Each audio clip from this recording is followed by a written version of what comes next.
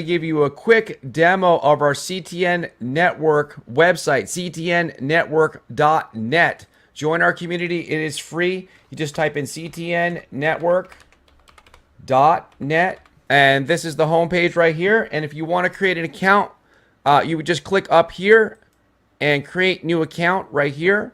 Sign up with your email, or you can sign up with just clicking on Facebook or Google. So you can sign up with your Facebook account or your Gmail. So I'm already signed up, so I'm going to click in Gmail right here, and it's going to log me in. And as you can see, this is our homepage. Click on creators right here, and this shows you all the CTN family members that are content creators. Everybody is on here. If you want to go to one of their YouTube channels, for example, if you want to go to Crypto Talk Now, just click on channel, and it takes you right over to the YouTube channel for that particular creator. And you click on community.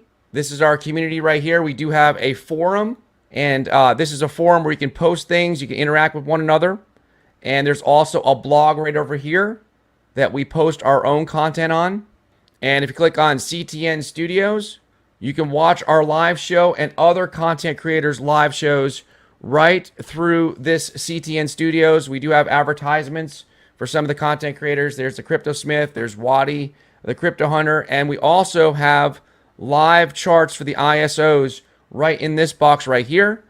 We have a feature where you click on the heart if you want to donate to us. You can donate with Ethereum or Binance, BNB. And also, if you click on this button right here, we're going to have a call-in feature, which is already live. If you want to call us, just click on the green icon, the green phone icon, and click on call now.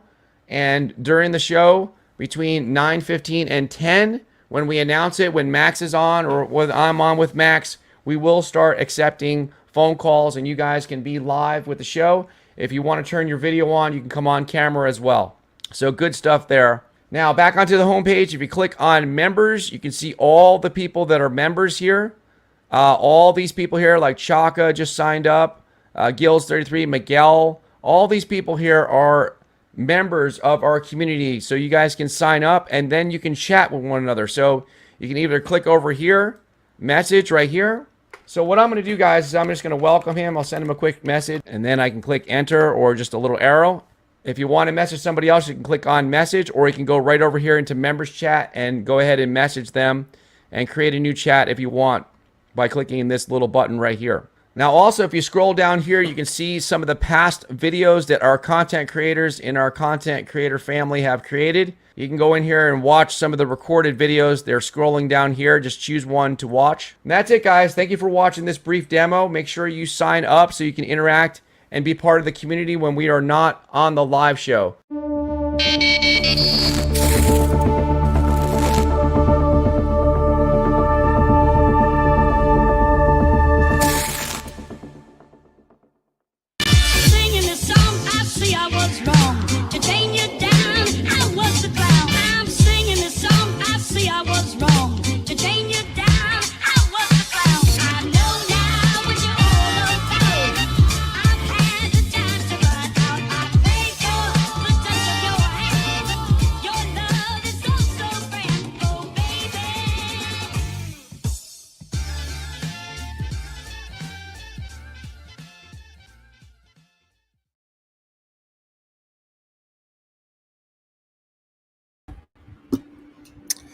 Hello, everybody.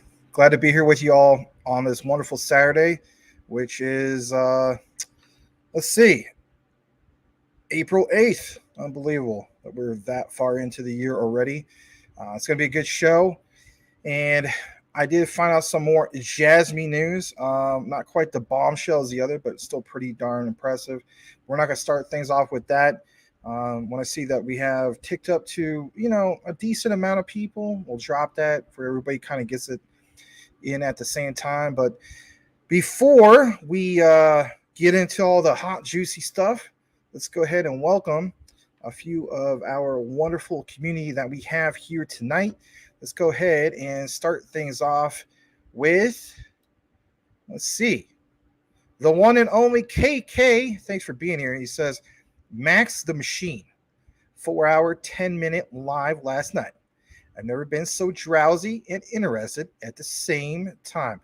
Well, I appreciate that, but if anything, I probably should not go so long. Yeah, I've had compliments and I've also had complaints. I've had more compliments than complaints.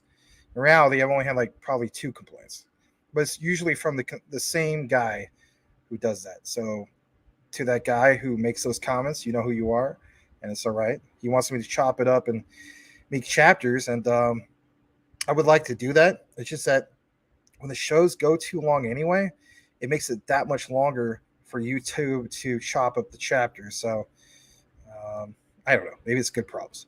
But thank you for being here, KK. Really appreciate you. I want to welcome Brian Dowie, whose comments I'll do my best to read. Yes. All right. Thanks for being here, Brian. Let me double check the other screen, see how we're doing, making sure everything is just A-OK. And let's see where we're at. All right. Looks like we're doing pretty good for the most part. All right. Yeah, Brian Dowie says, sup to Tim Shea. Yes. All right. Stardog's in the house. He's ready for some WrestleMania.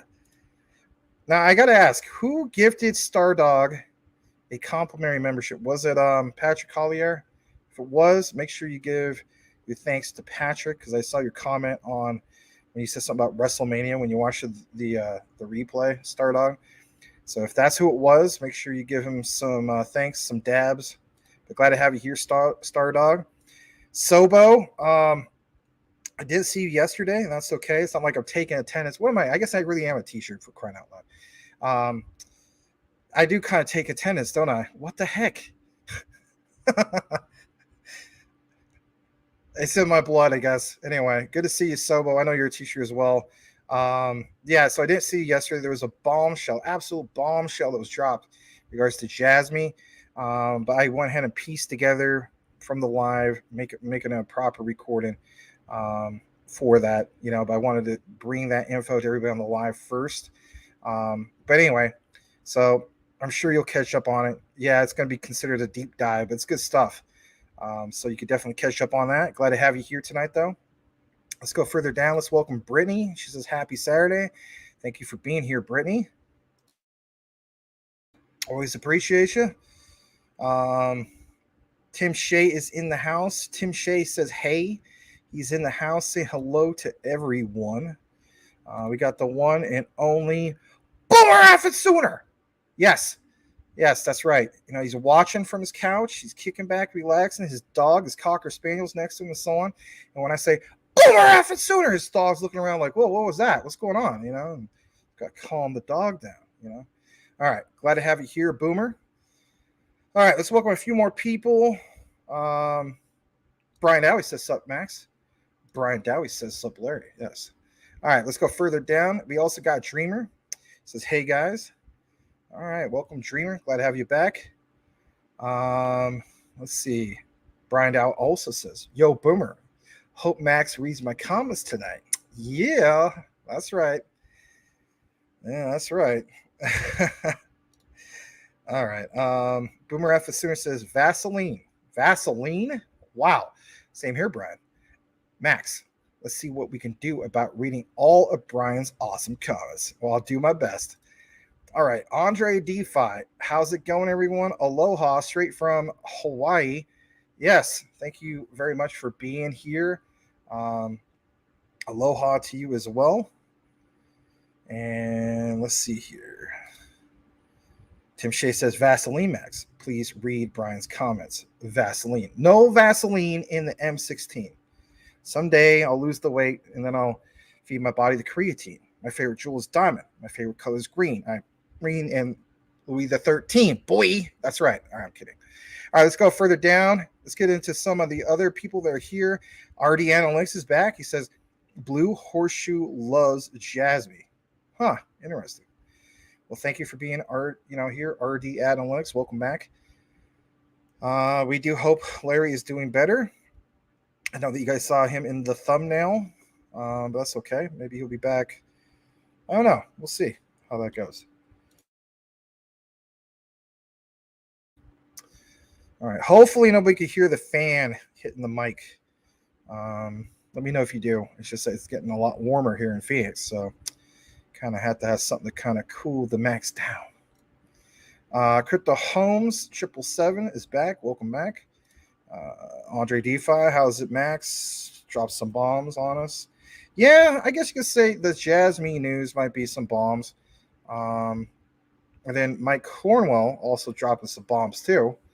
And I was trying to send that from my phone to my Facebook Messenger, and I don't know, something happened, come up with some error. I'm gonna have to reinstall or something. I guess it's because I haven't used it in a long time. So I sent Mike a message. So, as that one old song goes, paging Dr. Green Thumb, come in Dr. Green Thumb, paging Michael Cornwell, yes.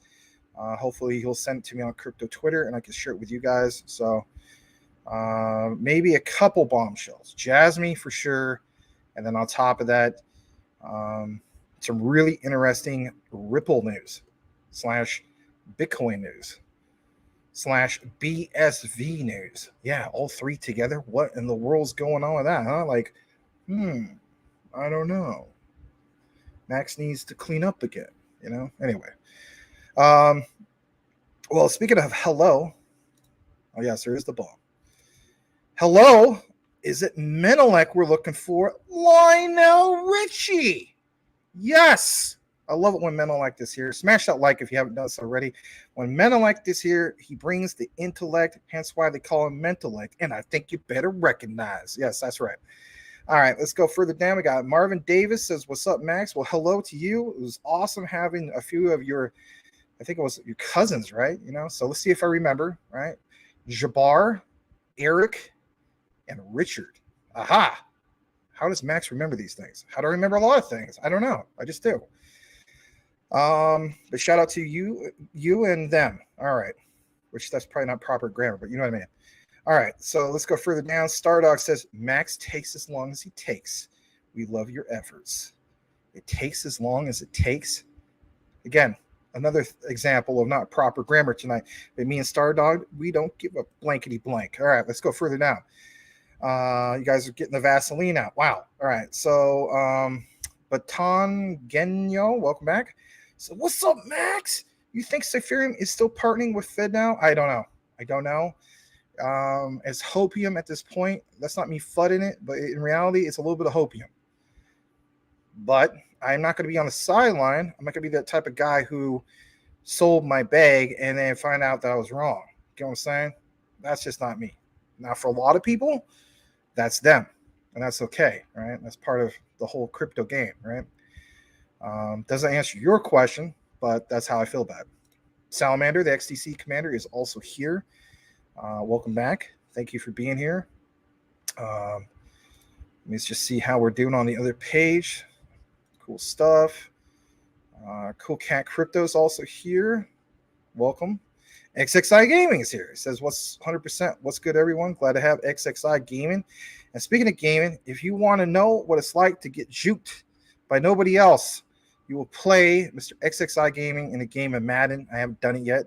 Someday. But when I was watching some of your replays, I mean, you're really juking the guys. Anyway. All right. Yes, t-shirts are great. Some aren't. There's good and bad anything. Let's just be honest about that.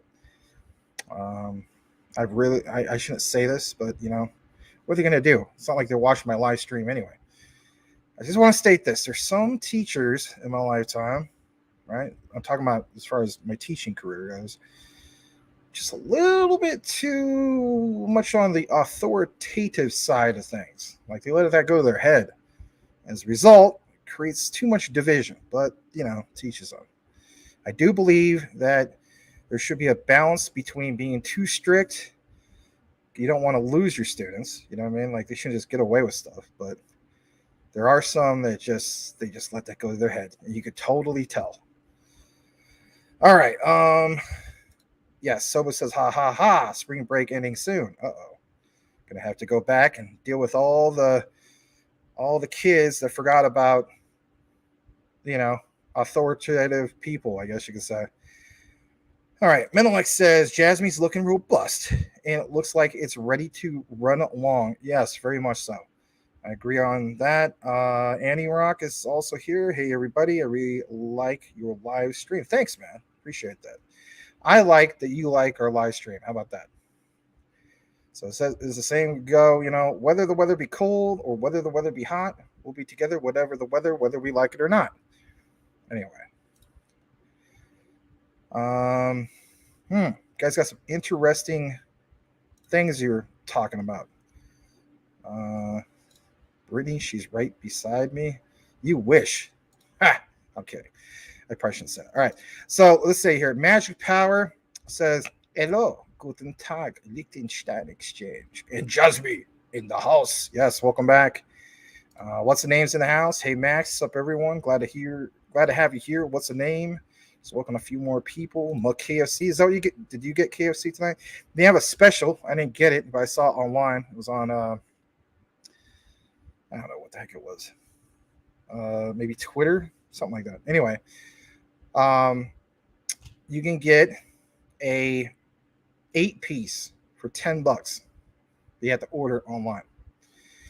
There's JC the Man. Believe it or not, when it comes to JC the Man, I'm sure he's just absolutely ecstatic because a few people yesterday did do what? They actually subscribed to him. You know what? How cool is that?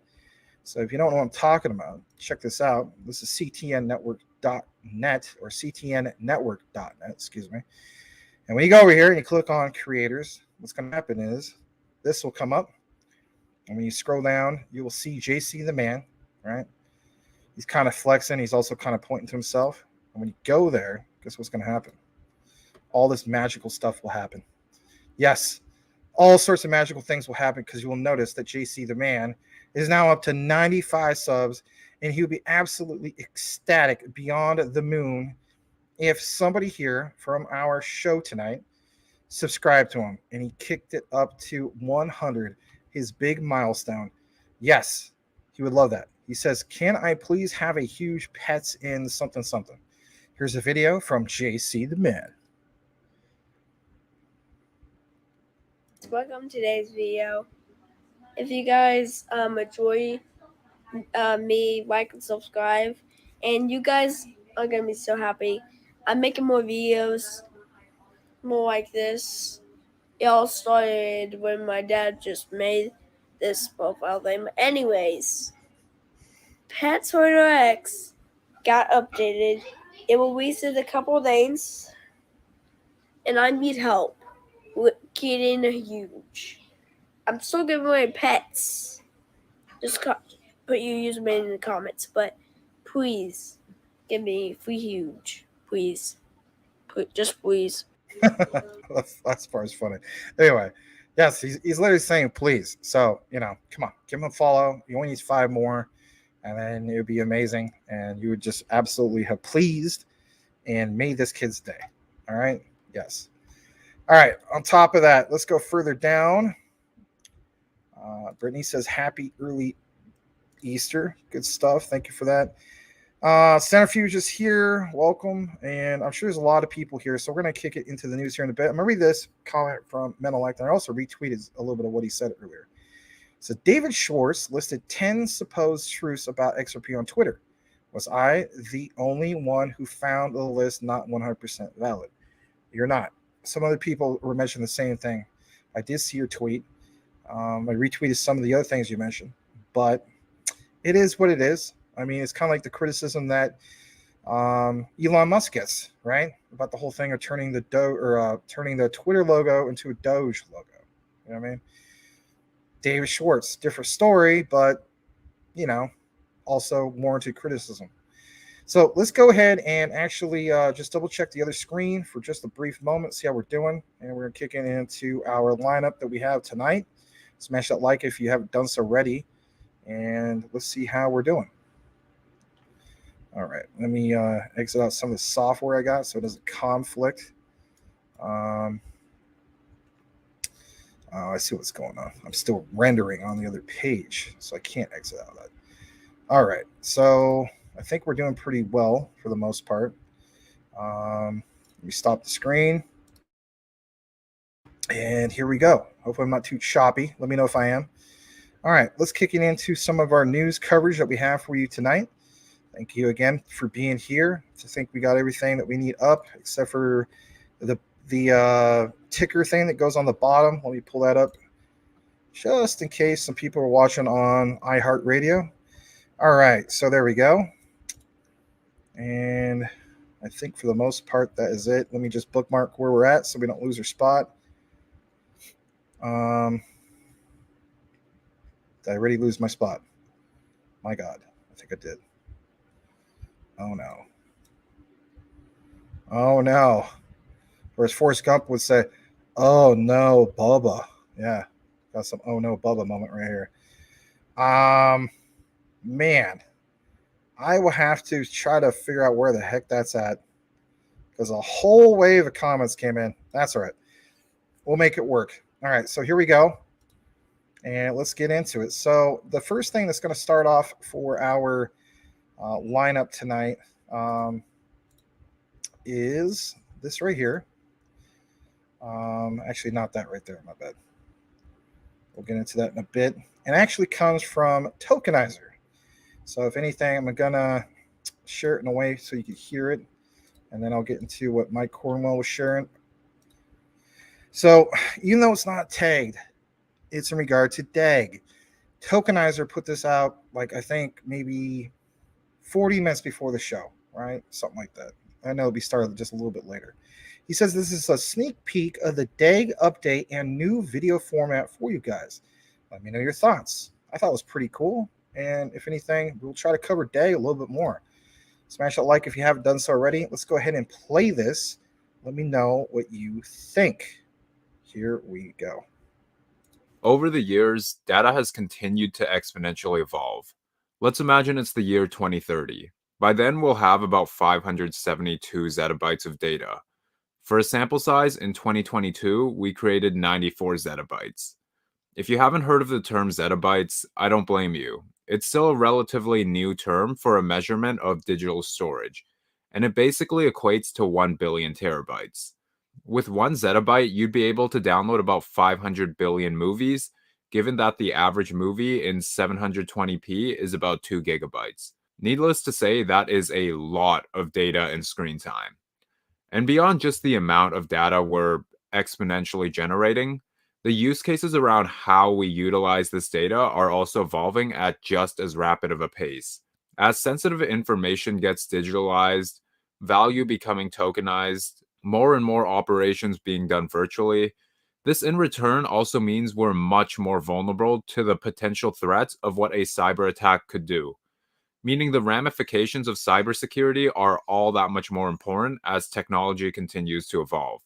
Constellation Network is one of the few that see this arising issue as a potential for innovation to expand, innovate, and secure this new age of data. I'm Tokenizer, and I'm here to bring you guys in-depth research and analysis from the digital asset space, along with covering the progressive tokenization of the world.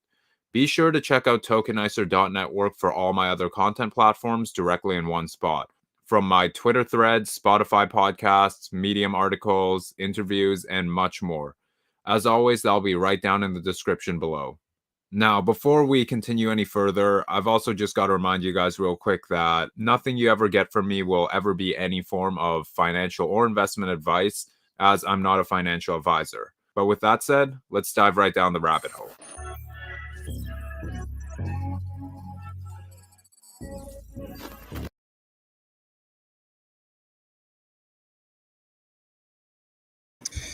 All right, so he just kind of giving you a preview in regards to what's coming up for DAG. So as soon as he releases it, we'll definitely get out to you guys. Pretty cool stuff to see him get more into that.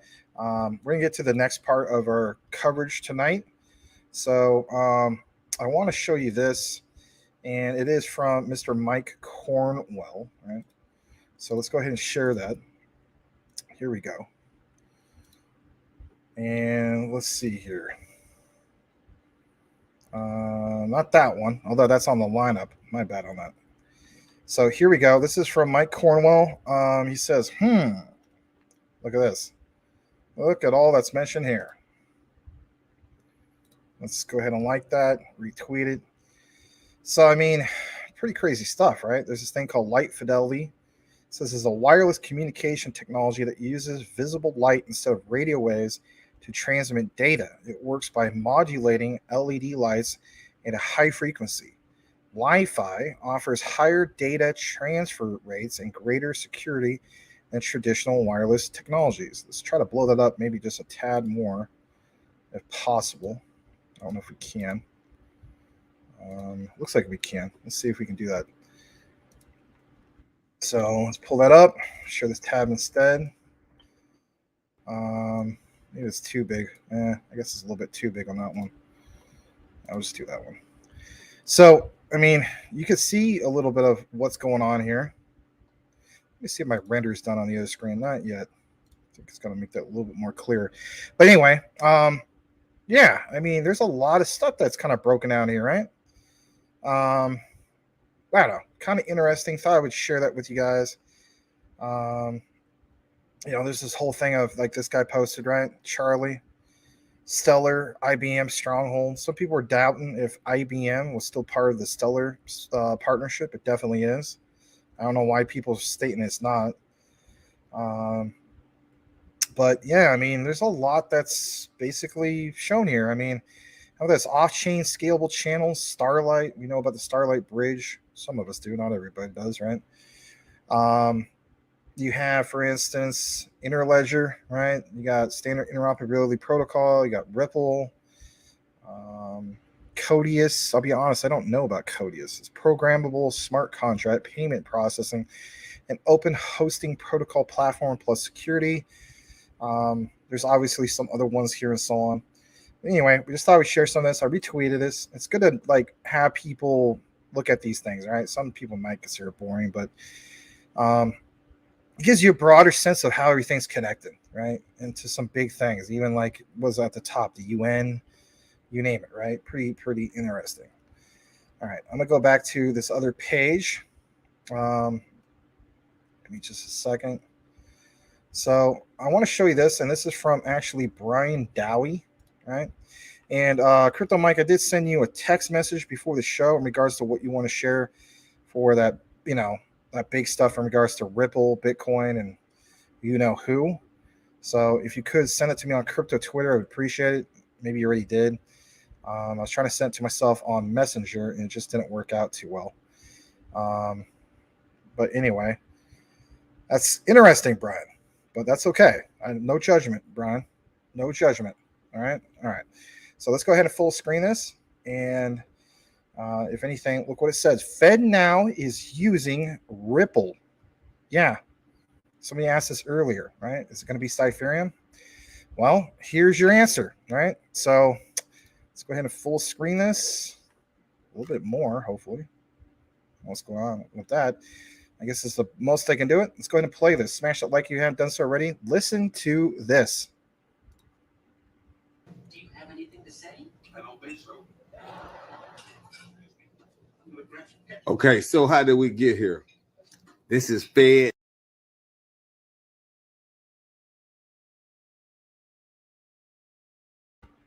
Now, let's rewind it, how we made it to here.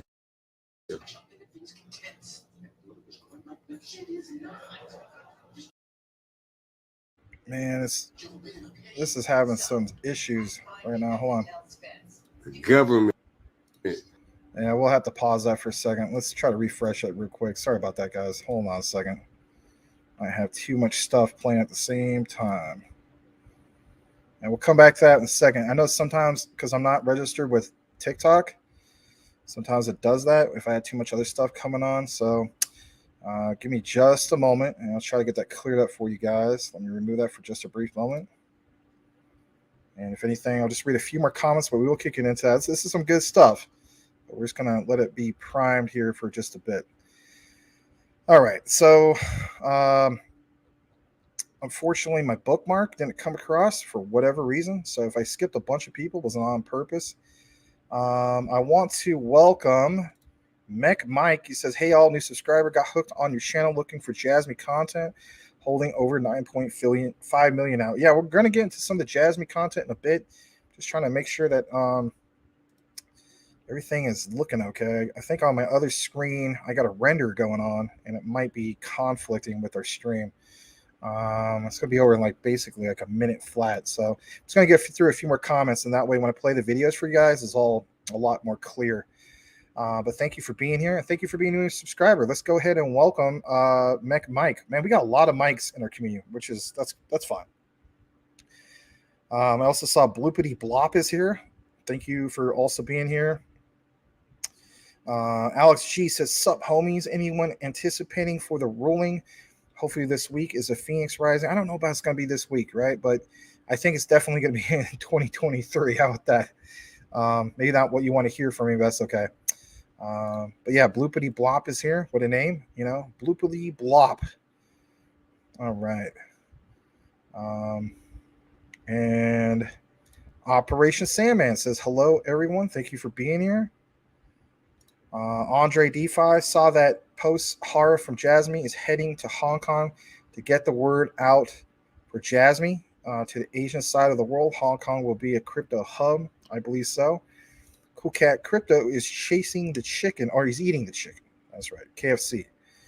All right.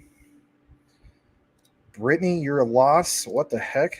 All right. Looks like my render is done on this screen, so it should be a lot more clear now. Sorry about that. It was in regards to a Jasmine video I was trying to put out, right? All right. So let me go ahead and get that done. All right. So I'm going to go ahead and play this. This time I'm going to bookmark this. Hopefully I'm coming across a little bit more clear, not so choppy. I apologize. Let's go ahead and play this. Credit to Brian Dowie, who shared this. Here we go. I'm going to rewind it real quick, though. Hold on. There we go. Do you have anything to say? I don't think so. Okay, so how did we get here? This is Fed now. Let's rewind it, how we made it to here.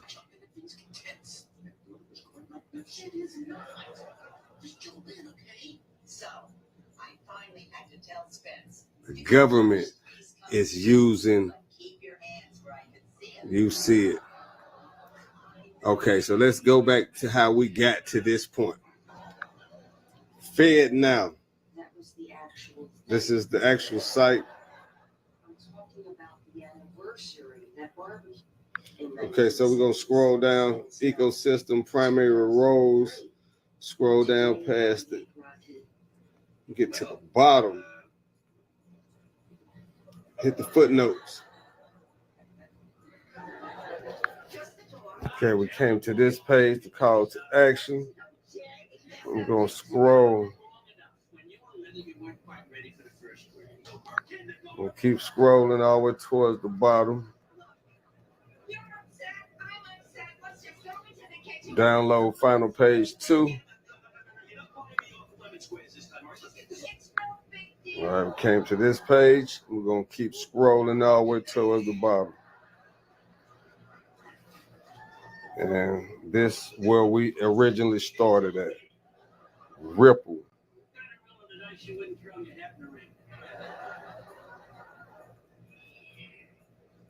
So here you go. The Fed now is using Ripple. So you know the lawsuit has to be a winner. Why would the government implement Ripple in something they know what they was going to lose? So you know Ripple is going to win. The countdown is on. Pack your bags. He makes a very good point. At the same time, he does sound like he's a member of the Dog Pound, Mr.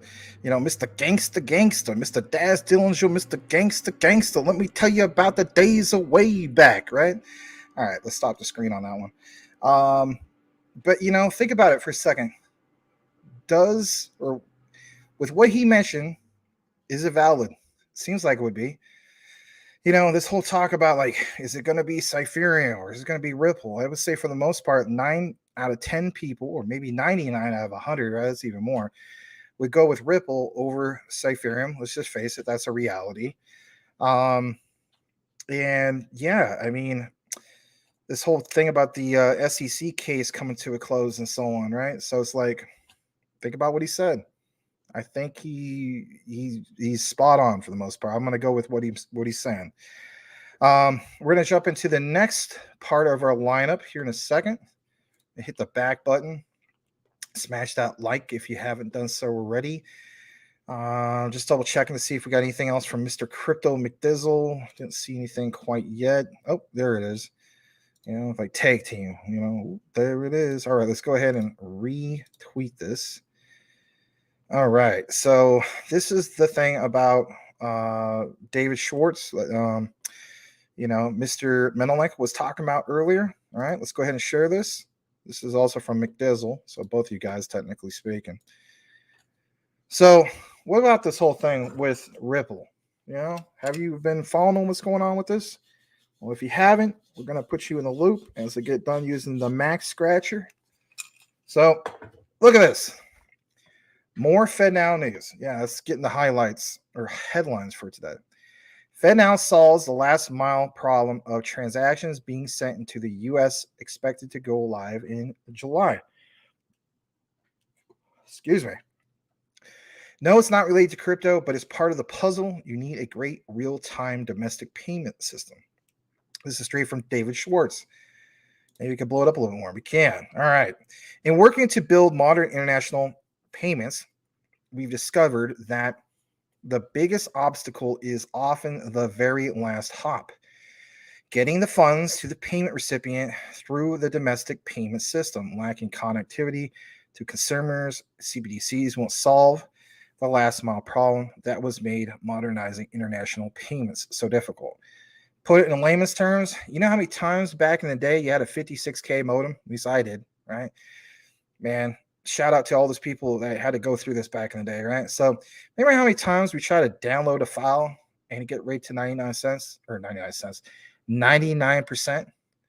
And it's like, you're counting it down. You're looking at it saying, oh, man, I'm almost there. And then it gets to 99% and it just stays there. And it's like, oh, my God, this thing has been stuck at 99% for 10 minutes. And that 10 minutes becomes a half an hour. And that half an hour may be even longer than that. Can you imagine what that'd be like for payments or the payment rails to get it done, right? You talk about scalability. As the saying goes, especially when it comes to blockchain technology, distributed ledger technology, right? If I have a great experience on, from my user feedback, okay, that's fine. But real true scalability is so much more than just one person. You have got to be able to scale across the board. What's scalability to a sense? Well, there's a lot more to it than just that. But like everybody here, right, watching the show, you should have the same quality user experience as me or the next guy. That's the bottom line, right? So it says, fortunately, domestic payment or domestic systems are modernizing, which is SEPA, Singapore, and others all have very strong domestic systems. The U.S. is implementing FedNow, though that won't be live for another few years. But is that the case? Because like we mentioned, you guys seen the C-SPAN interview, or you've seen clips at least on crypto Twitter. You have, what's his face? Don't remember the exact representative, but that doesn't matter what political party it is. He literally interviews, or I should say interviews, asks Jerome Powell, is the United States going to a CBDC? Powell kind of dances around subject, but he basically answers bluntly, no, but we're ready to go with, instant payments, right? Real-time instant payments. That's what he mentions. So it's like, okay, so there's that. Then there's also this from David Schwartz. Now, so of course, some people from the community are responding to this. In other words, can't give green light to crypto until ready to play. Time will tell. This guy says, I think you mean give green light to XRP as a non-security already regulated and a virtual currency by FinCEN and the Department of Justice, as you know. And there's a lot of, mixed feelings about this. There's this guy, he's like, here's the last mile. We're going to blow this up a bit. It talks about who can use the FedNow service, right? I think some of us have seen this, but just in case if you haven't, we'll blow this up just for a tad bit. I mean, why not, right? It's good to get into some of these particular things. So it says, who can use the FedNow service, if you're wondering, right? It says FLS, eligible for Federal Reserve Financial Services and financial institutions acting as their agents can directly connect to the FedNow service. However, their organizations can, or I should say may want to understand how they too can leverage this new service as a platform for innovation in partnership with FLS. Well, let me see where I'm at on the screen. All right, so I'm not in the screen, but I want to put some highlight on this. All right, so it says, however, the organizations, they may want to understand how they too can leverage this new service as a platform for innovation in partnerships with the FLS. Now, let's go down to this part right here. The service providers can connect directly into the FedNow service on behalf of FedNow participant financial institution, basically. The service providers, payment hubs, payment processors, core banking providers, corporate credit unions, bankers, etc. Right? It says, financial institutions can connect directly into the FedNow service or connect through their service provider. You have some of those particular examples that we gave before, right? Banks, credit unions, savings and loans, corporate credit unions, bankers, banks, right? How about this over here? Other industry providers, digital payment services, challenger banks, big tech, fintechs, online banking. You get the gist of it, right? Even bill pay. End users, consumers, businesses, merchants, end users can enjoy the benefits of instant payments offered by their financial institutions. I know we read some of this before, but you might be a newcomer. You want to have a breakdown how this goes. It says industry providers can work together with financial institutions to create and offer a variety of instant payment solutions. Now, when we jump back to where we were at before, I'll show you this other tab. All right. So let me just go ahead and copy this for a second. Go back to the screen. All right, here it is. So, you have some of these big wig players here, right?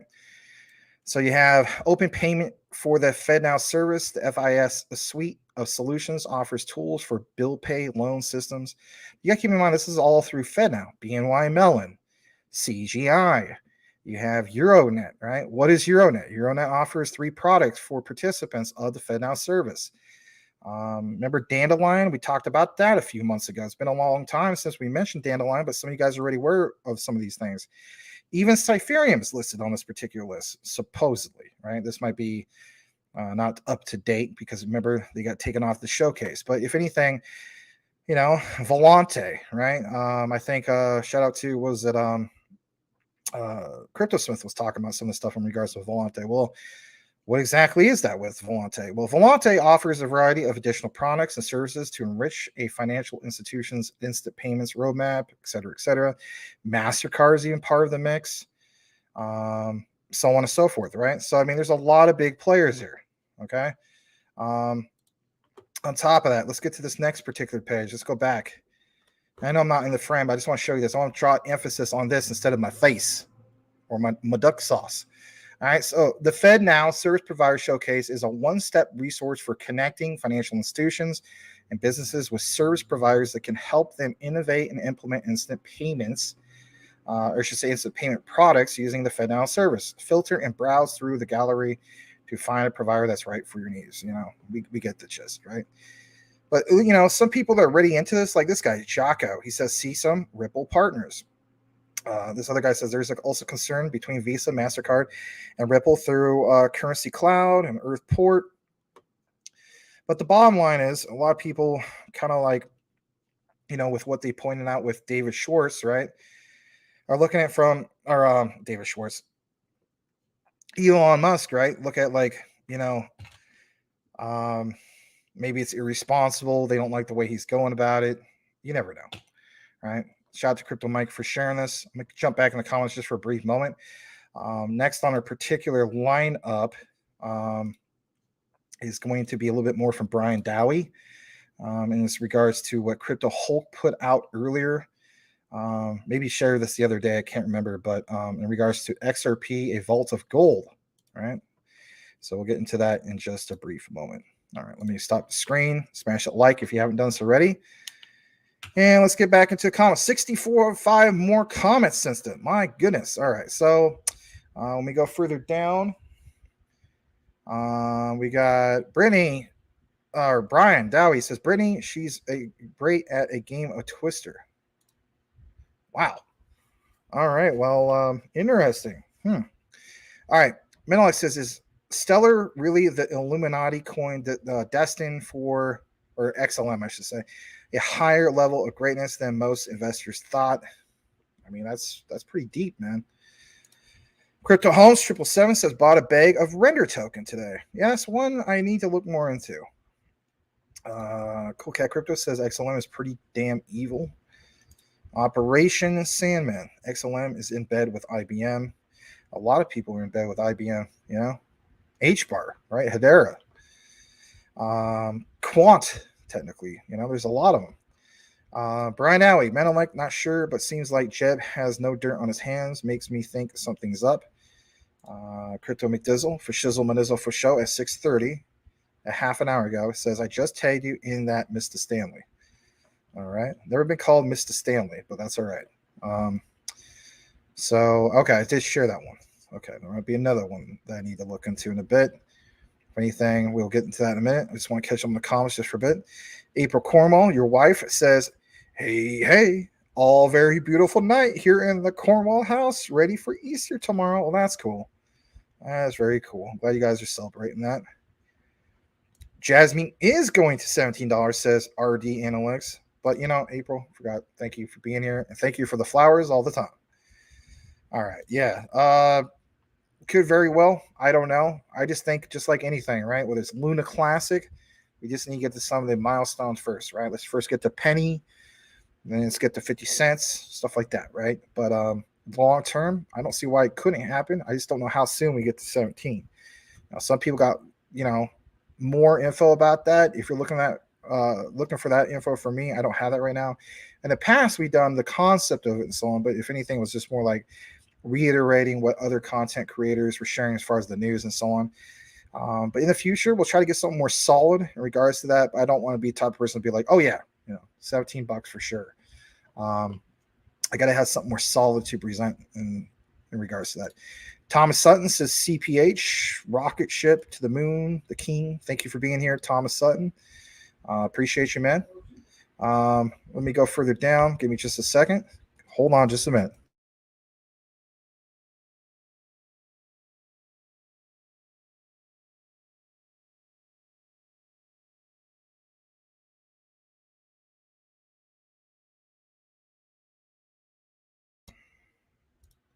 Hold on. I'm going to be back in 1 minute flat. Sorry about this. Hold on just a second.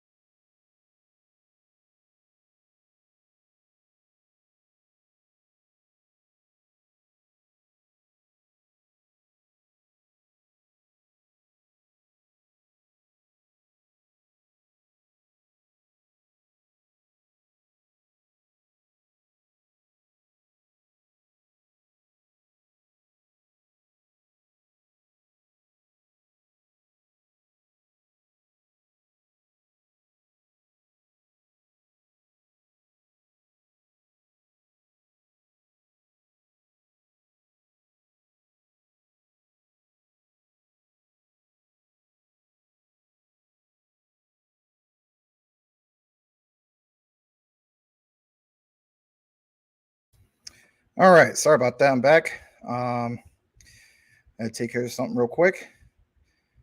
All right. So let's read a few more comments.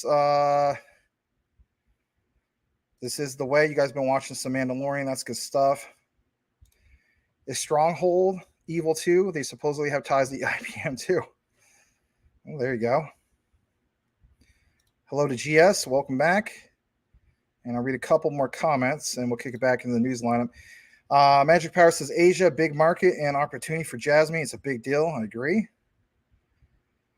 And Menelek, subscribe to JC the Man. Oh, previously, my bad. Okay. Well, that's cool that you did it, though. Watermelon Crypto Sugar High's back. Welcome. He says, good evening, Max and CTN family. All right. So very, very cool. Let's get back into our lineup.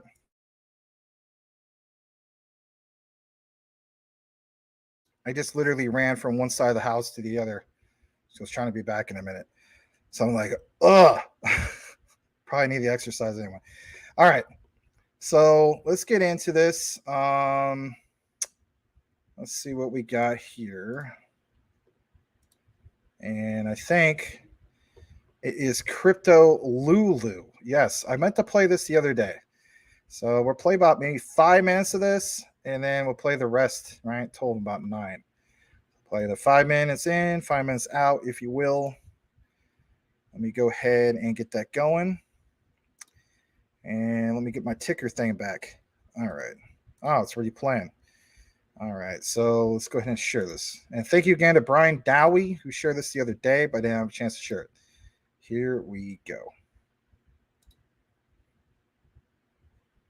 So many people do not realize the importance of this partnership, because most people think that Ripple and this other company are complete opposites and actually against each other, and that couldn't be further from the truth. So let's get into why Ripple and JP Morgan, yes, you heard right, JP Morgan and their Onyx platform could be the most game-changing partnership in the space. So let's dive into what Onyx actually is. It's essentially this digital platform that JP Morgan have created, and it obviously focuses on the blockchain and digital payment side of things. And I think this is where people get things confused, because they talk a lot about revolutionizing cross-border payments, making transactions faster, more transparent, and more cost-effective. And so people look at that and go, oh my goodness, Onyx is a competitor of XRP. It's going to take it over. JP Morgan's a massive entity, way bigger than Ripple. What can Ripple do? But the question we always must ask in these instances is, how are they doing that?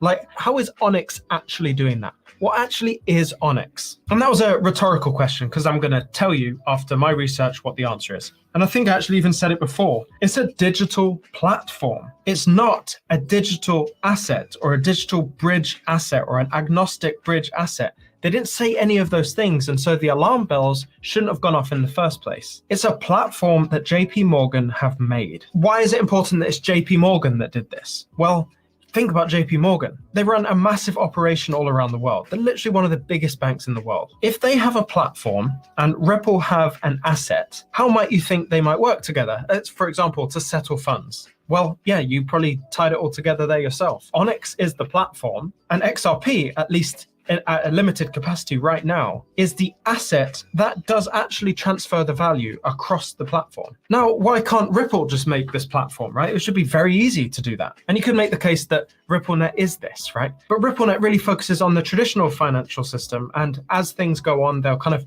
upsell their clients to use the on-demand liquidity part, which is the cryptocurrency and blockchain side of things. But Onyx is designed specifically for blockchain and digital payments technology. And so what Ripple can stand to gain here from this, rather than using their own kind of RippleNet system, they can gain access to the whole network that JP Morgan exhibits. JP Morgan has their fingers in every single pie around the world. And so Ripple partnering with JP Morgan allows access to all of those ways through to the different countries via trusted pathways. JP Morgan's got all of the relationships. Yes, Ripple's got loads, 300 banks or something, but JP Morgan's significantly bigger than that. And so Ripple would be kind of using these predetermined pathways for all the payments, allowing the Onyx system to create these like frictionless pathways all the way through from one entity to another. It essentially allows Ripple to reach the world. Let me say that again.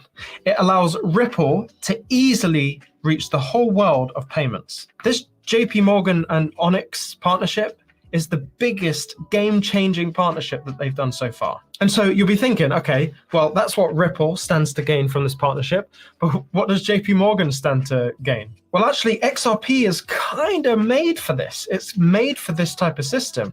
And Onyx only really works when it's got an asset to send through its system that is frictionless and cheap and quick. And this is XRP down to a T. And I'm going to start rapping soon, apparently. But here's where it gets super interesting, because JP Morgan's Onyx allows the use of what's called deposit tokens. And deposit tokens, simply put, and this is a topic we've covered a lot, it's just only recently got the term deposit tokens. It's essentially any asset-backed token. So when we talk about XRP being potentially backed by either a basket of commodities or a single commodity or SDRs or whatever it is, that is now a classification of token called deposit token. And so that could also be stablecoins, for example. So how does XRP actually even become a deposit token? Is it even needed? And for that to happen, the institutions and the regulators need to understand it's stable and it's useful. And there might be a framework that, there's a criteria that XRP has to follow in order to be a deposit token. But let me just say, for Onyx's system to work, XRP does not have to be a deposit token. And the big question I had in all of this was, what's the difference between an SDR and a deposit token? Because it just sounds like the same thing. And actually, really, the only difference is that an SDR is issued by the IMF. A deposit token is actually held by a custodian or an issuer, but not the IMF. So there's actually very little difference in there. But typically, you would see deposit tokens being used by smaller entities and SDRs being used by larger entities, although that actually does overlap a little bit. So there's not much distinction there between the two. And so whether XRP becomes a deposit token or not, it's kind of out there for anyone to have their best guess. It's much like the asset-backed tokens argument that we've had many times on this channel. So if it's still not kind of settling in what this Onyx platform is, let me give you an analogy that should really smoothen that out for you. Imagine JP Morgan as a highway for payments. This is all of JP Morgan. But on the left-hand side, you've got this different lane. It's even painted different, and it has requirements, specific requirements of the types of vehicles that can actually go into that lane. What's interesting about that lane is that this is the Onyx lane, right? And only users of the Onyx platform can drive in that lane. And so what you end up with is normal lanes for like normal financial payments, and then an Onyx lane for Onyx payments. What's really cool about that is that in the Onyx lane, you could set a different speed limit, right? Everyone else might be going at 70 miles an hour, and everyone in there might be going at 700 miles an hour, right? It could be completely dictated. I think the US have it in some places where you've got high occupancy vehicles that only go in one lane. In the UK, we have versions of that, and I'm sure everyone does around the world. But it's essentially that kind of thing, but they operate on their own rules. And the way I see it is that XRP has been made for that lane. Or the other way around, JP Morgan have made Onyx, the Onyx lane in the highway, to fit a currency or a payment solution like XRP to run perfectly. It's kind of made for that lane. So they provide the roads to all of the connections to all the banks around the world, and they add a little lane in there for those kind of premium Onyx users that get to utilize the XRP on those lanes at massively different speeds, significantly less friction, and significantly less cost. So in this instance, I would basically look at Ripple as just having landed an amazing partnership that connects them to everywhere in the world through these pre-established lines, these trust lines. I know that's not the right word, but you get what I mean. There's like these connections with all the countries and all the different banks have already been formed by JP Morgan, and Ripple's basically attaching onto that, and XRP's the vehicle that's driving along that lane. So when we see JP Morgan and Ripple partnering on the Alphadan exchange, for example, this is one of those kind of test runs. Let's add this lane into our roads that already exist, from this country to this country, or from this country to other countries, see how it goes, right? And Alphadan Exchange have been working with Ripple since January 2022. So it wouldn't surprise me that as we move forward, we see JP Morgan and Ripple and another party in between working together to further the tests of this platform. Eventually, I believe this is how Ripple connects to the world. I think JP Morgan is the way that it connects to the world. Yes, Ripple have done some amazing work getting all these partnerships over the years, but JP Morgan's on a different level. They've been doing it for years. Yeah, since 1799, this company's been making its connections around the world. And obviously there's been some name changes along the way and different ownership, but their time in the game really plays to their favor. So when you hear this news and you think, oh no, Ripple and XRP is being competed by JP Morgan and we're never going to win. In fact, these things usually don't end up like that. Ripple is one of the chosen ones. I do believe that. And we are simply utilizing, we as in, I speak like I'm from Ripple, but I'm not. We're basically utilizing the connections of these massively established institutions to use our technology and just get connected to the rest of the world. So we'll see how this impacts the price of one single XRP, which is all we care about at this point. And if you want to know how the experts are coming to their conclusions for what an XRP is actually worth, how they calculate those things, the methods they use, I would go and click this video. It's the best video, I think, on the internet about XRP price predictions. And oh, actually, it's now moved below me here. So click the video below. Let me know what you think in the comments. Stay emotionless, and I'll see you in the next one. All right. So shout out to the great Crypto Lulu, aka Louis Jackson, bringing the heat. I know I said I was gonna go 5 minutes in, but I was looking at the numbers and I was like, you know, you guys seem really engaged in that video. Why would I want to just rug it, right? So think about what he mentioned just for a brief moment, all right? So, you know, this whole thing about what Ripple could be worth, and he was mentioning the whole thing about, let's face it, was a quorum. Technically, you need to say it, you know, in regards to JP Morgan. Put that aside. You know, he's talking about the experts and the price that they're going to come up with as far as Ripple. Can we all agree on this one thing? We might not agree on what XRP exactly may be worth in the future. Some of us got pegged to like, you know, I don't know, over $1,000, $10,000 way out in the future. But the consistent thing that always gets brought up as far as quote unquote experts from the financial sector of things, no expert has it worth where it's at, and only a little bit more than where it's at. That is consistent. So that excites me. It should excite a lot of people because it's going to be worth a heck of a lot more than 52 cents. I'll tell you that much. Not financial advice, but let's face it, XRP is definitely part of most of us, you know, when it comes to our top five. There's some of us that, you know, our top five is different, right? But it's good stuff.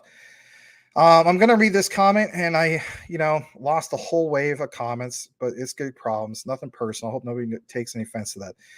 Rob Lee, I'd like to welcome you. He states, and let's take a look at your avatar real quick. Oh, that's a nice looking family you got there, man. He states, question, I'm totally down with the ISO 222 clan, but having problems securing some alliance block. Any ideas to help me out? So in regards to alliance block, you got to keep in mind, if it's the old alliance block ALBT, you don't really want to secure that at all, because that's technically like the V1. Sorry, I'm just kind of scrolling up in these comments. Just a whole wave of it just kind of jumps down. But in regards to some of this, right, it went into what's called Nix Era, which is basically a glorified way of saying ALBT version 2. Okay. If you're looking to buy, I guess you could say, off of an exchange and move it to, for instance, your ledger, you can get Alliance Blocks V2, which is Nexera, NXRA is the ticker symbol. You can get that off of KuCoin. You know, that's the way I went about it and so on. And yeah, hopefully that answers your question. But guys, let's welcome Rob Lee. I haven't seen you here before, so I definitely want to give you the warm CTN welcome. Smash that like, guys, if you haven't done so already. Let's see if we can take up to 70. That'd be really cool for tonight's numbers. JG's in the house. He says, hey, Max, what? WASPay is on fire. I am so close to having a proper, well-done, deep dive video in regards to WASPay. Be on the lookout for it. I know I've been saying it for a while, but I just want to do a proper video. For me personally, it's just like, great. Yet another one I need to get into. And it's just the way it is sometimes. But I totally am impressed with WASPay. Man, you know, we had some mosquitoes out here the other day. Darn things. But anyway, yeah, WASPay. It's pretty amazing. And I'll show you why in that deep dive, why I think it's pretty amazing. All right, let's go further down. Tim Shea, Ray told you. Cool. Thank you for getting on top of that. All right. Let's see here. I go further down. I know I'm way behind the comments, so I'm sorry about that. We're roughly at the 1 hour mark, roughly, right? I do want to read these two comments. So I'm going to read this first one. I'll jump back up to Salamander. Bloopity bloop says, any validity to the tacit group working on FedNow? This gives me the perfect chance to do what? Well, take a pause for station identification, believe it or not. So I want to show you this, and here it is. If you go to ctnnetwork.net and you go to the creators section, you will scroll down and you will notice our fellow co-host for Mondays and Wednesdays is the Crypto Smith. You click on his channel, it brings you straight to his channel on YouTube. Congratulations to him. He's at 1.89K. And here is the thing, right? Tacit, the real blockchain payments for FedNow. Well, take a look at it. He just came out with this video yesterday. It's under 10 minutes. And if anything, maybe that will help answer some of your questions. He does a really good job with some of these particular dives. I don't have the answer for that yet, but I noticed that he covered it. Again, he's a co-host. Thought, you know what? That'd be a great plug for him. So check it out. Give him a sub if you haven't done so already. I will go ahead and leave his page up there for you guys. Let's go further down. Hey, it's Chaka Crypto is also in the house. He said, hey, what's up, Max? Also another content creator to check out as part of our lineup. This is Chaka Crypto. See, he's one of our featured content creators. You can visit him at Chaka Crypto right here. Click on his channel. This comes up. See, this is part of our utility. And he covers Arbitrum. He covers a bunch of projects, right? Veracity, you name it, right? Cool stuff. And on that one was 9 days ago. It says, can Arbitrum reach $10? So check out Chaka Crypto. Glad to have you here tonight, Chaka. He also does other things like, a blast back to the 80s on Wednesdays. I went to that twice now. It's always a really good time. So I'm going to leave up his page. Just a brief moment. Let's go further down into the comments. I meant to read Salamanders. Jasmine High was $4, close to $5 actually. Yeah, not too bad, right? All right, Crypto Puppets back. You got a whole new picture, man. You look totally different in that avatar compared to your other one where you like doing like construction work or something like that. But welcome, Crypto Puppet. Always appreciate you being here. It says, sup, Max. Keep up the great work. Well, thanks, man. You keep up the great attendance. How about that? So I appreciate seeing you, Crypto Puppet. I mean that, man. Always. Magic Power says Jasmine all-time high more than $5. I don't know about that. Maybe from some other exchange. It might be possible. I'm not shooting that down, but I know it was close to $5. All right. McDizzle says Jasmine also had 1 million market cap at $4 because of its low supply releases at the time. So realistically need to account the math aspect for realistic expectation. That is true. But if anything, we'll have 100% by the end of the year. And then on top of that, by Q4, let's face it, not at the beginning of Q4. Do you know of a single crypto project that right at the beginning of Q4, everything is released? No. So my expectation is by the end of Q4, we will have Jasmine become deflationary. We reported on that before. So all these factors of the whole entire supply being available in circulation, as well as it becoming deflationary, are all great factors. Think about this. There's so much push to have the Jasmine grant initiative, or we want to call it, going, right, to build up the ecosystem. You better believe some of those projects that get greenlit to help out the Jasmine ecosystem and build, they're going to have some kind of burn mechanism going on, right? That to me just simply makes sense. So there's a lot of bullish news. Man, what is going on in here? Freaking gnats got in this house. Ugh. Anyway, sorry. All these particular things all add up to some good things that can happen, right? We can get some burns, you name it, right? Nobody really talks about Jasmine burns, but I think in the future, after the ecosystem starts to get built up a little bit, you'll start seeing or hearing some of these things pop up. I mean, that just to me makes sense. All right, let's read a couple more comments. We'll kick it back into our outline. And we got Thiago Neves, welcome back. XDC Brazil, welcome. Thank you for being here. Consider changing your avatar. Something speaks more about who you are and what you're about. Andre DeFi, welcome back. He says, that's the problem with XDC, XRP, and XLM, the triple X's. They still have a lot of supply left to pump into circulation. Take that percentage into consideration, folks. That's why Quant is so bullish. That's a great point. I mean, yeah, it costs a lot more per coin. But one thing I do want to point out in regards to XRP, XLM, and XDC. So in regards to XLM compared to XDC, compared to XRP, XLM has half of the supply, all right, of Ripple's XRP. So there's also that factor as well. I'm going to read one more comment. I want to read it from Hiro Tamani. Greetings, community. Try to get 100,000 Jasmine coin token. Oh, cool. Very cool stuff. All right, let's go ahead and highlight that. Let's kick it back into the coverage we have. I'm just going to double check the other screen, make sure that we're good. And it looks like we are good. All right, cool. All right, so let's get into that. We showed you a little bit of Crypto Lulu. All right, here's something that came from Crypto Hulk, right? And again, shout out to Brian Dowie for sharing this. I believe this was reported 2 days ago, but you may not have seen this. This is a minute. Think about his perspective here. Here we go. Check this out. So it's a Ripple exchange. A new service uses the Ripple network to acquire, store, and convert precious metals into any currency. Okay, this is all Ripple right here. We'll go down. It's in Singapore. And let's see. It's stored in the Singapore vault. Singapore's bank, the oldest one. There's Singapore's auxiliary police. Ripple has a crypto exchange here.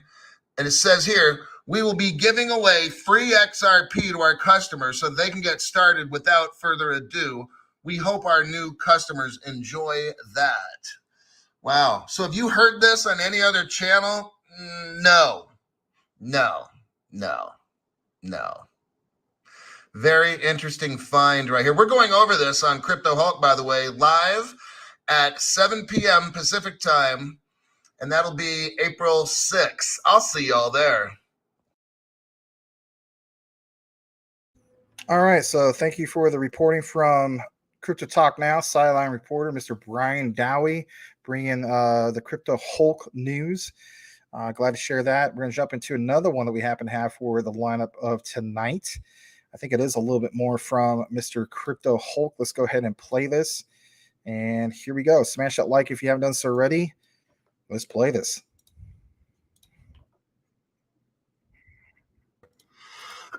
So here's my show that was canceled yesterday on YT platform. Goldman talks about crypto. They use the word tokenization. I use the word crypto and NFTs. They use obscure words that no one knows, but they're not allowed to issue any crypto on public blockchains. They don't really work with any crypto companies, right? Wrong. I did a lookup. Volante is a Goldman partner, okay? Volante works with Ripple. Goldman works with Amazon for a cloud service. Here's an Amazon web service page. They're talking about their cloud, and guess who's an Amazon partner? There you got that. Ripple partner works with JP Morgan. Ripple is working with the Hong Kong Monetary Authority along with JP Morgan. You got here, 9 of the world's biggest banks joined to form a partnership. These banks are JP Morgan, Ripple partner, UBS, Ripple partner, Royal Bank of Scotland, Ripple partner, Credit Suisse, Ripple partner, BBVA, Ripple partner. Australia, the country, is a Ripple partner. I'll show you that later. Here we got 7 leading banks join Ripple's global network. What banks are these? Same ones I said before: Santander, Unicredit, UBS, CBIC, that's Canada, the Bank of Abu Dhabi and stuff. Let's go on to here. R3, which is XDC Crypto, works with Ripple back in 2016. They were partners, of course. Here you got Barclays works with Ripple. They're partners. Barclay works with R3. See how Ripple and R3 are not enemies, right? You got this article here. Royal Bank of Scotland taps Ripple to revamp their tech. Credit Suisse working with Ripple. This is a Ripple page. Credit Suisse partners. BBVA Bank completes a transfer with Ripple. Right there, we're almost done. Top Australia and Canadian banks work with Ripple. Finally, ex-Ripple executive to lead Australia's CBDC project. Dilip Rao came from Ripple 6 months ago, and currently he has helped Australia make their crypto laws, And Dilip Rao from Ripple is now helping Australia make their cryptocurrency. This is Crypto Hulk. I got a live stream. Check it out on YouTube. All right. Yeah. I mean, he connects the dots like nobody else can. I mean, and that's why people follow him. He brings it, man. He can take like anything out of any article you could think of that people might have overlooked, and he could just pull something out of it. It's like a crypto magician, if you will. I mean, he's I don't know, a crypto private eye. I don't know what you want to call him, but you know, I do respect him. I know that he kind of goes after other content creators, people like myself and so on. Not me specifically, but you know what I mean. I try to overlook all that because I do think he does a lot of good for the community. So, all right, let's go further down. I want to welcome Colin McDonald. He says gaming will be massive in the space, in my opinion, fam. Yeah, man. I mean, you know, I think of like immediately like Gala, right? Gala. I can never pronounce it the right way. Let's see here. Brian Dowie says a lawsuit is fake, like a TV show, in my opinion. Interesting. Stardog, I told you, Max, XRP is. What do you mean you told me? You told me. You told me? Shoot. I told you. Telling me. Please. I respect you, though. All right. All right, let's go further now. Brian Dowie, play the video on the right. Play the video on the right. Click on the third. Oh, I see what you're talking about. Some of the stuff that Brian's been looking at. That's all right. Nothing wrong with that. No judgment. No judgment. Menelec says Cypherum has too much gray around it. Just like we're talking about. Play the video on the right, you know. Too much gray around it.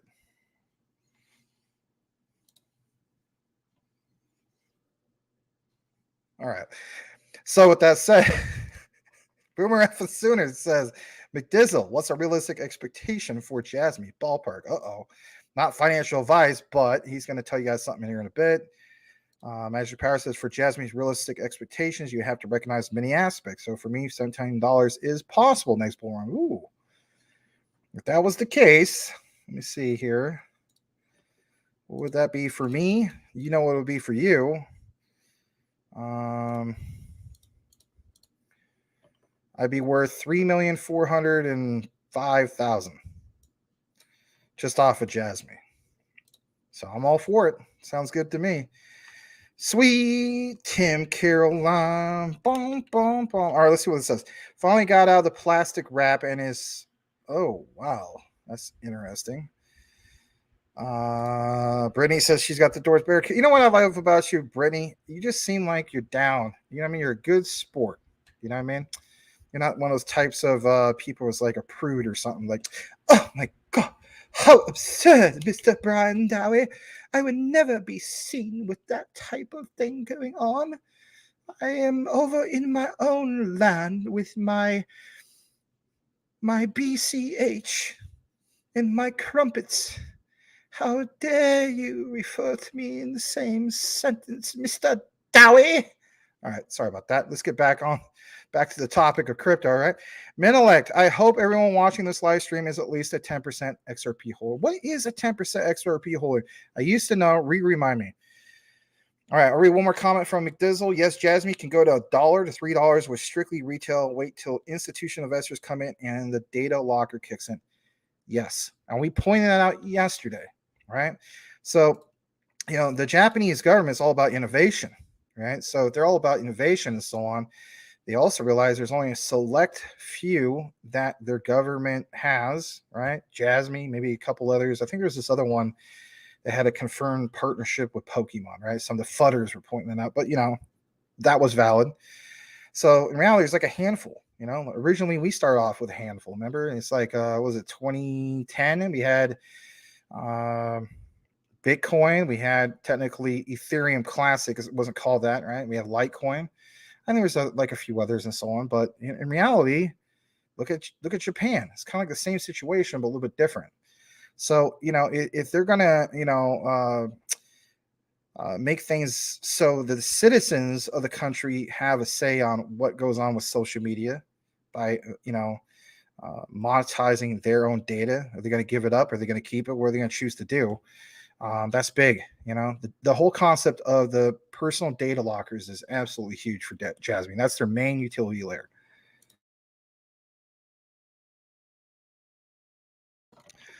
All right, I'm going to double check the other screen, see how we're doing. And if anything, we will get more into our news lineup. We do have quite a bit. And if anything, I think we'll just jump right into some of this juicy stuff. So we, for instance, talked a little bit about XRP. We still have some more in regards to just that, Mr. XRP. Wow, we got some raps going too. All right. So, all right, let me see what we're doing here. All right, let me see if McDizzle got some more. He does 32 minutes ago.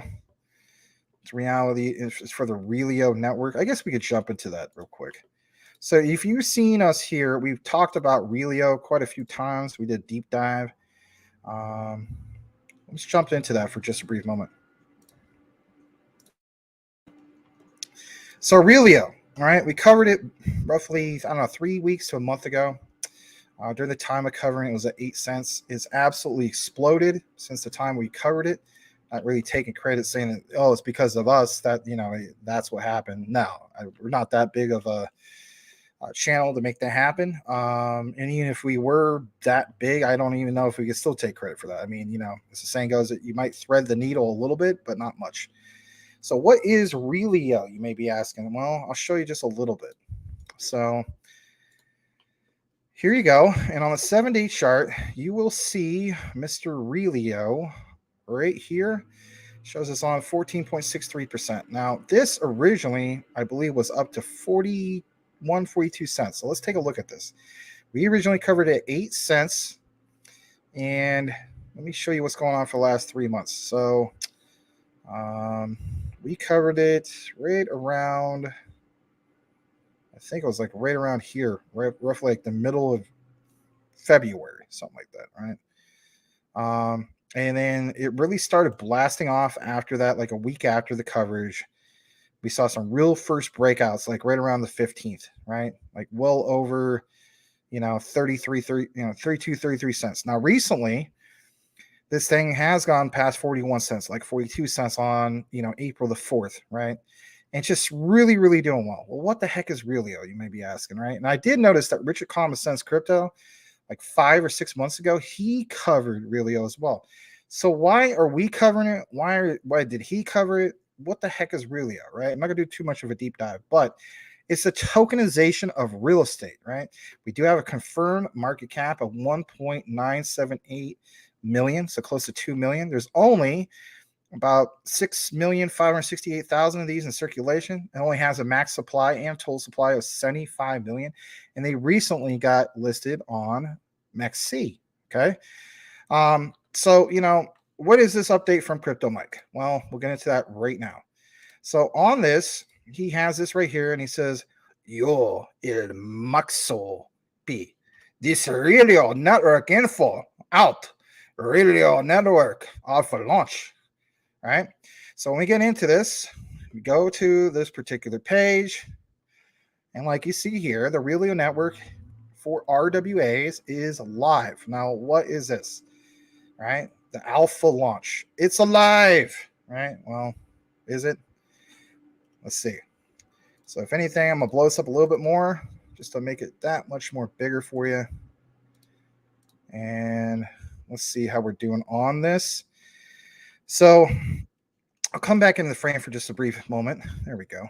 And look at this, right? So this is good stuff. This came out April 7th, which I believe was what, today? Yesterday. So it says it's alive. Relio just went live with the alpha release of the Relio network following much anticipation from the community. The team first decided to launch a network back in 2021. If you didn't know this, after being battle tested for several months by 100 plus testnet validators. Now, if you don't understand some of this, you're like, why make a big deal about this, right? For one, there's a big deal going from 8 cents to over 42 cents in about a month. That's a big deal with anything. right? You do have a confirmed market cap from CMC. You have a very low supply, technically speaking, only 75 million of these, right? But why do they have so much ties to like Wall Street, right? And if anything, we talk about regulations. They are technically, if I'm not mistaken, headquartered in New York, or at least have a lot of ties to like Wall Street, New York, and so on, right? So it says the Relio network is a Cosmos, if you didn't know this, SDK layer 1, right? And we do cover Cosmos Atom here. I feel it's a real sleeper personally, but to each his own.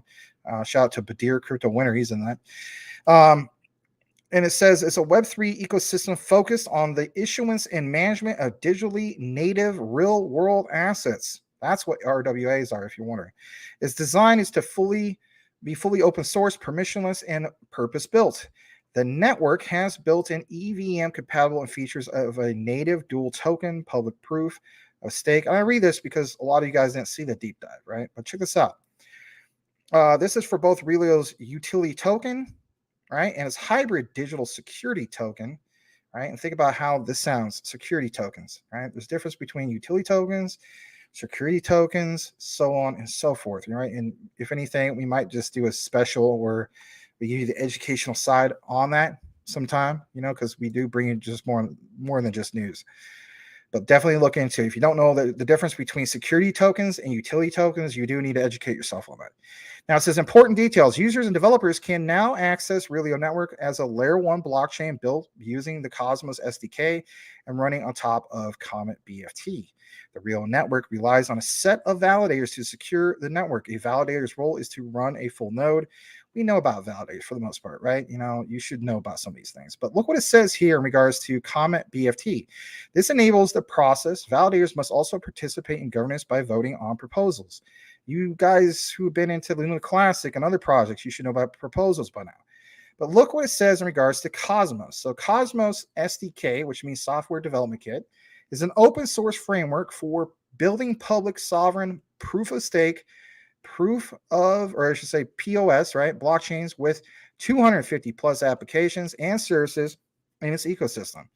That's pretty darn big. This is one of the standout ones part of that. As we know, there's so many different blockchain projects. Cardano with Singularity Net and so on. All it takes is to have a shining star. Hence why they come up with the term a gem, right?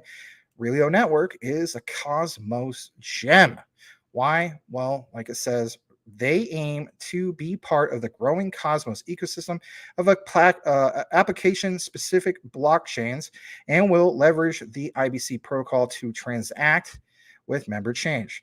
Now, upon this release, Relio exposed the first version of the Relio asset model, a model used to allow the issuance and transfers of user-created assets. Asset tokens created on the platform can be hosted on several Layer 1 blockchains that are connected to a single interoperable ecosystem. Think about that for a second.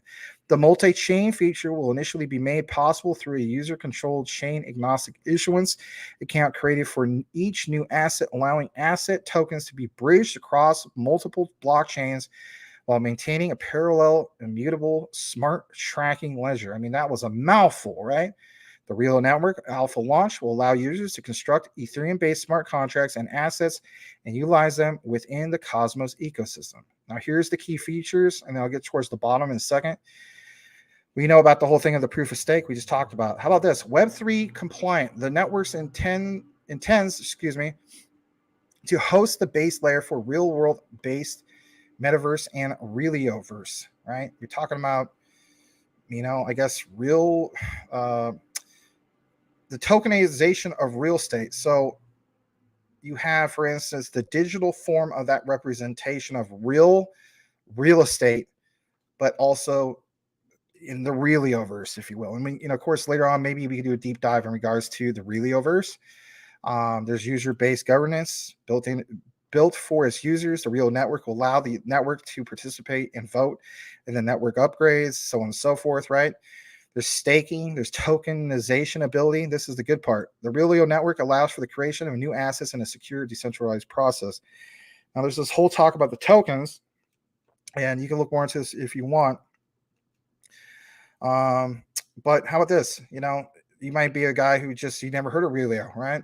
So it says, with the alpha launch for the Relio Network come opportunities for multiple stakeholders. yeah, staking will become popular again. Hence why I think you should look more into PLL, but that's just me. So it says the Relio team expects that because their network is EVM compatible and easy to use, it will allow Ethereum developers to create DeFi and diverse apps to benefit all users. With EVM's popularity, it is frequently used for smart contract standards by many blockchains attempting to duplicate Ethereum's success. Now, this wasn't planned, all right? Yes, Mike Cornwell gave this to me. All right, you ready for this? Here it is. This statement, with EVM's popularity, is frequently used for smart contract standards by many blockchains, and here it is, attempting to duplicate Ethereum's success. It's going on as we speak. How many times did I mention to you guys this whole thing with Polygon with that ZK-EVM? ZK-EVM is basically this statement right here, attempting to duplicate Ethereum's success, because they are. How are they doing that? With these particular virtual machines, because they came out with a mechanism that is going to utilize the basic utility of Ethereum success, but make it a lot faster, more efficient, less energy excessive, and so on. I'm telling you flat out, once more devs start using that utility, that's going to cause, in my opinion, the price to fly. It's just right around the corner. I'm being honest. It's just right around the corner. I'm glad I have a bag of Polygon. I'm just throwing that out there. But if anything, look what it says here. Those interested in the network security and efficiency can participate in the network's incentives, rewards through staking, so on and so forth. Additionally, because Relio supports the creation and issuance of digital blockchain-based tokens, the Relio network is an ideal venue for digital fundraising and ongoing management for fund managers looking to create, raise, and manage funds digitally using blockchain technology. The network, paired with a digital platform or decentralized app, can facilitate easy management and investors through a digital platform, widening access to new investors while automating compliance obligations. Yeah, I just don't see the SEC honestly going after this. If anything, all these guys' best buddies have huge ties to Wall Street. So there's that. Obviously, you can learn more. It's all on here. But I mean, I think this is why the price has significantly gone up. Of course, people have taken profits, and it's the way it goes with anything. But the new resistance line may very well be in the 30-cent range. And that's one of the key things. We will get into a little bit more in regards to our news lineup here in a bit. We thank you, Mr. Crypto McDizzle, for some of these updates in regards to Relio. So that is the Relio news you're looking for. Lionel Richie. Yes. All right, let's go further down. And let's see here. Andre DeFi said Tokyo alone has a population of over 20 million. Yeah, that in itself is massive. Absolutely massive. Sobo, thank you. You got a question or statement. The fact that the project Jasmine says 17, although extraordinarily, it's extraordinarily, I can't even say extraordinary tonight for some reason. Due to their culture, I tend to think they like to save face and would be hesitant to be grandioso, or if I pronounce that right. Crossing your fingers. All right, that's a good statement, Soba. Thank you for that.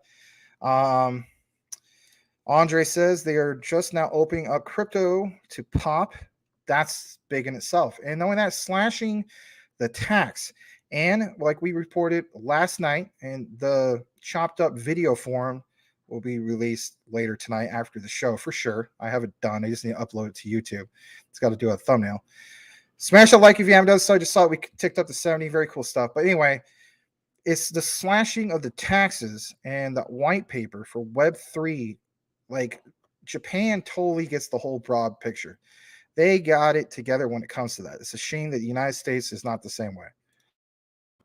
But in reality, they've always been the innovators when it comes to advances in technology. The country of Japan has always stood the test of time in regards to that. Crypto Homes also says in quarter 4, 2023, Jasmine coins becomes deflationary. We did talk about that earlier. I'm going to read a couple more comments. Crypto Buppet says Quant, HBAR, and Jasmine is on his 2023 list, especially HBAR. Something about HBAR, I have a feeling it's going to rocket real high in price. Very good point. All right, so let's go further down. Colin, winner on this, maker of microchip safe. All right, Andre says Oh crap! Max dropping bombs. LOL. Oh jeez. All right. I was gone for a minute. Or talking about the news. No, I don't know if anybody could drop it in a minute. That's just kind of disgusting. But anyway, hey, can we tick up to 80, guys? That'd be great. As Larry would say, are you not excited? All right. River is here. Thank you for being here. He says Rio. Yeah, it's really been something else.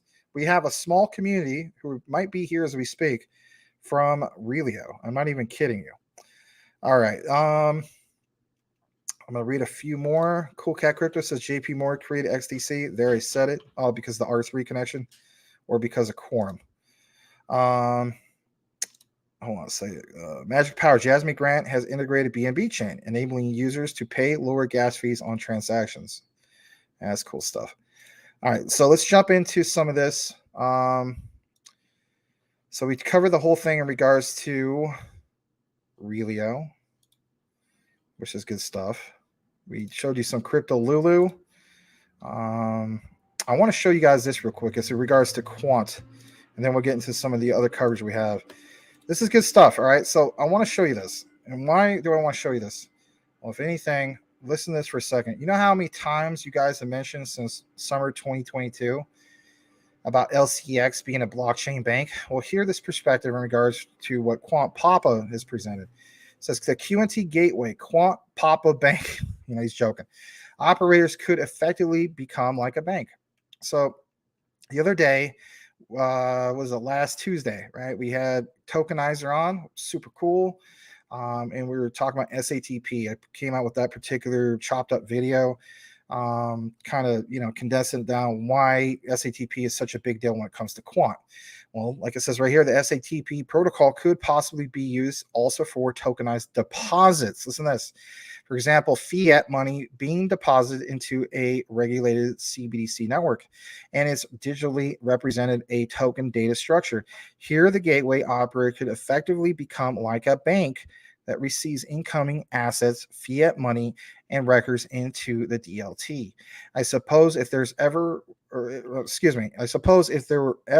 a token like a CBDC, all the ones I've seen, like the Bahamian Sand Dollar, are book entry. They presumably work the same way as existing payment schemes like UK Faster Payments and even US FedNow. Again, part of the outline from earlier. Now, we get further into this. This guy has a great question or statement. He says, are the gateways talked in SATP the gateways where Quant are going to be staked, or is it something different? Quant Papa comes back with an immediate reply based off of what? Actual, what was straight from Quant in regards to SATP. So look what's mentioned here. All right. And you can actually pull this up. I think it's from quant.network if you want to take your own verified evidence, if you will. It says implemented SATP gateways. Each SATP gateway application needs to interact with its assigned DLT network. Hence would be Overledger, or so on and so forth.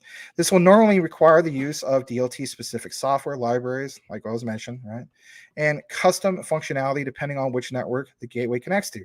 To avoid having to create multiple implementations to support each gateway to DLT network connection, we use Quant's Overledger. Like, again, I was literally giving that one. So it says it right there, a little bit more in regards to Overledger. Overledger provides a set of standardized endpoints that allow us to interact with multiple DLT networks through the same interface. We can therefore use the same gateway application for all networks supported by Overledger. Now, here's another thing, and I know this keeps popping up, but this is not planned. I swear.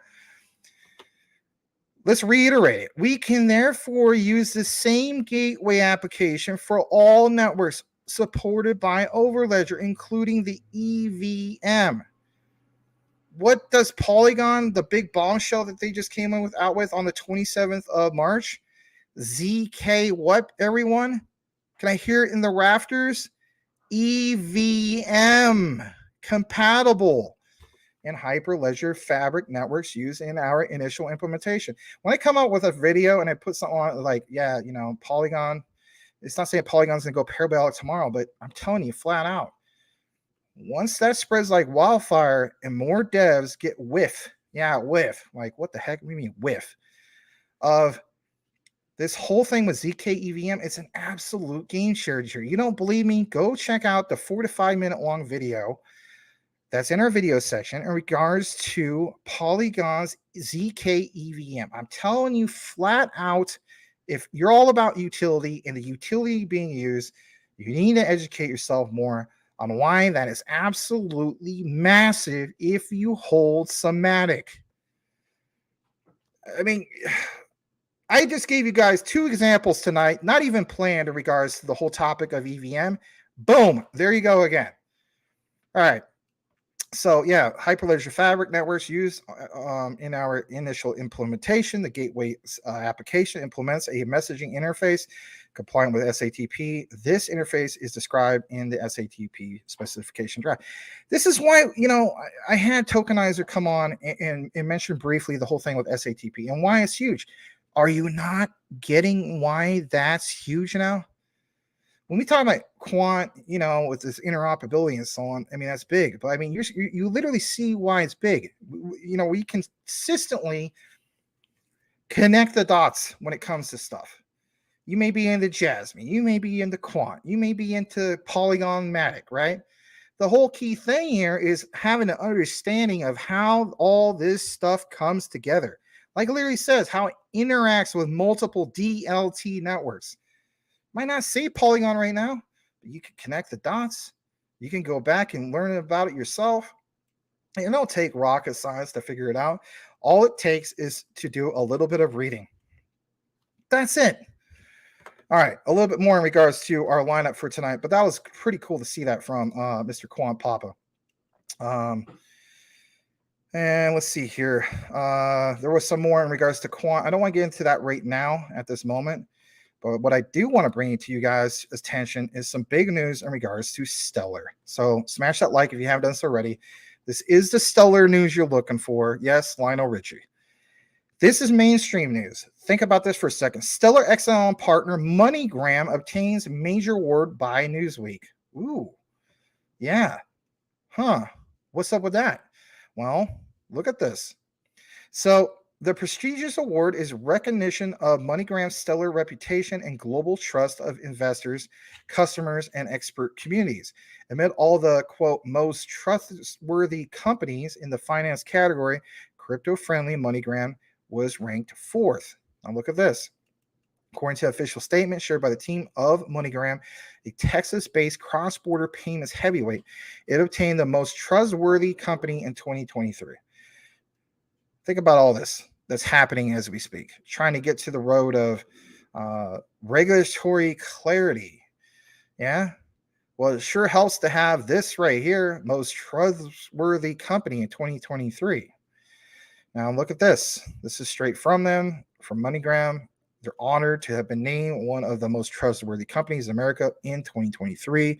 And of course, the Stellar connection, right? And, you see this from Newsweek. It's cool stuff. The experts evaluated global business based on holistic approach to analyze this trust. The research included 3 main aspects. And if you're wondering what those are, customer trust, investor trust, and employee trust.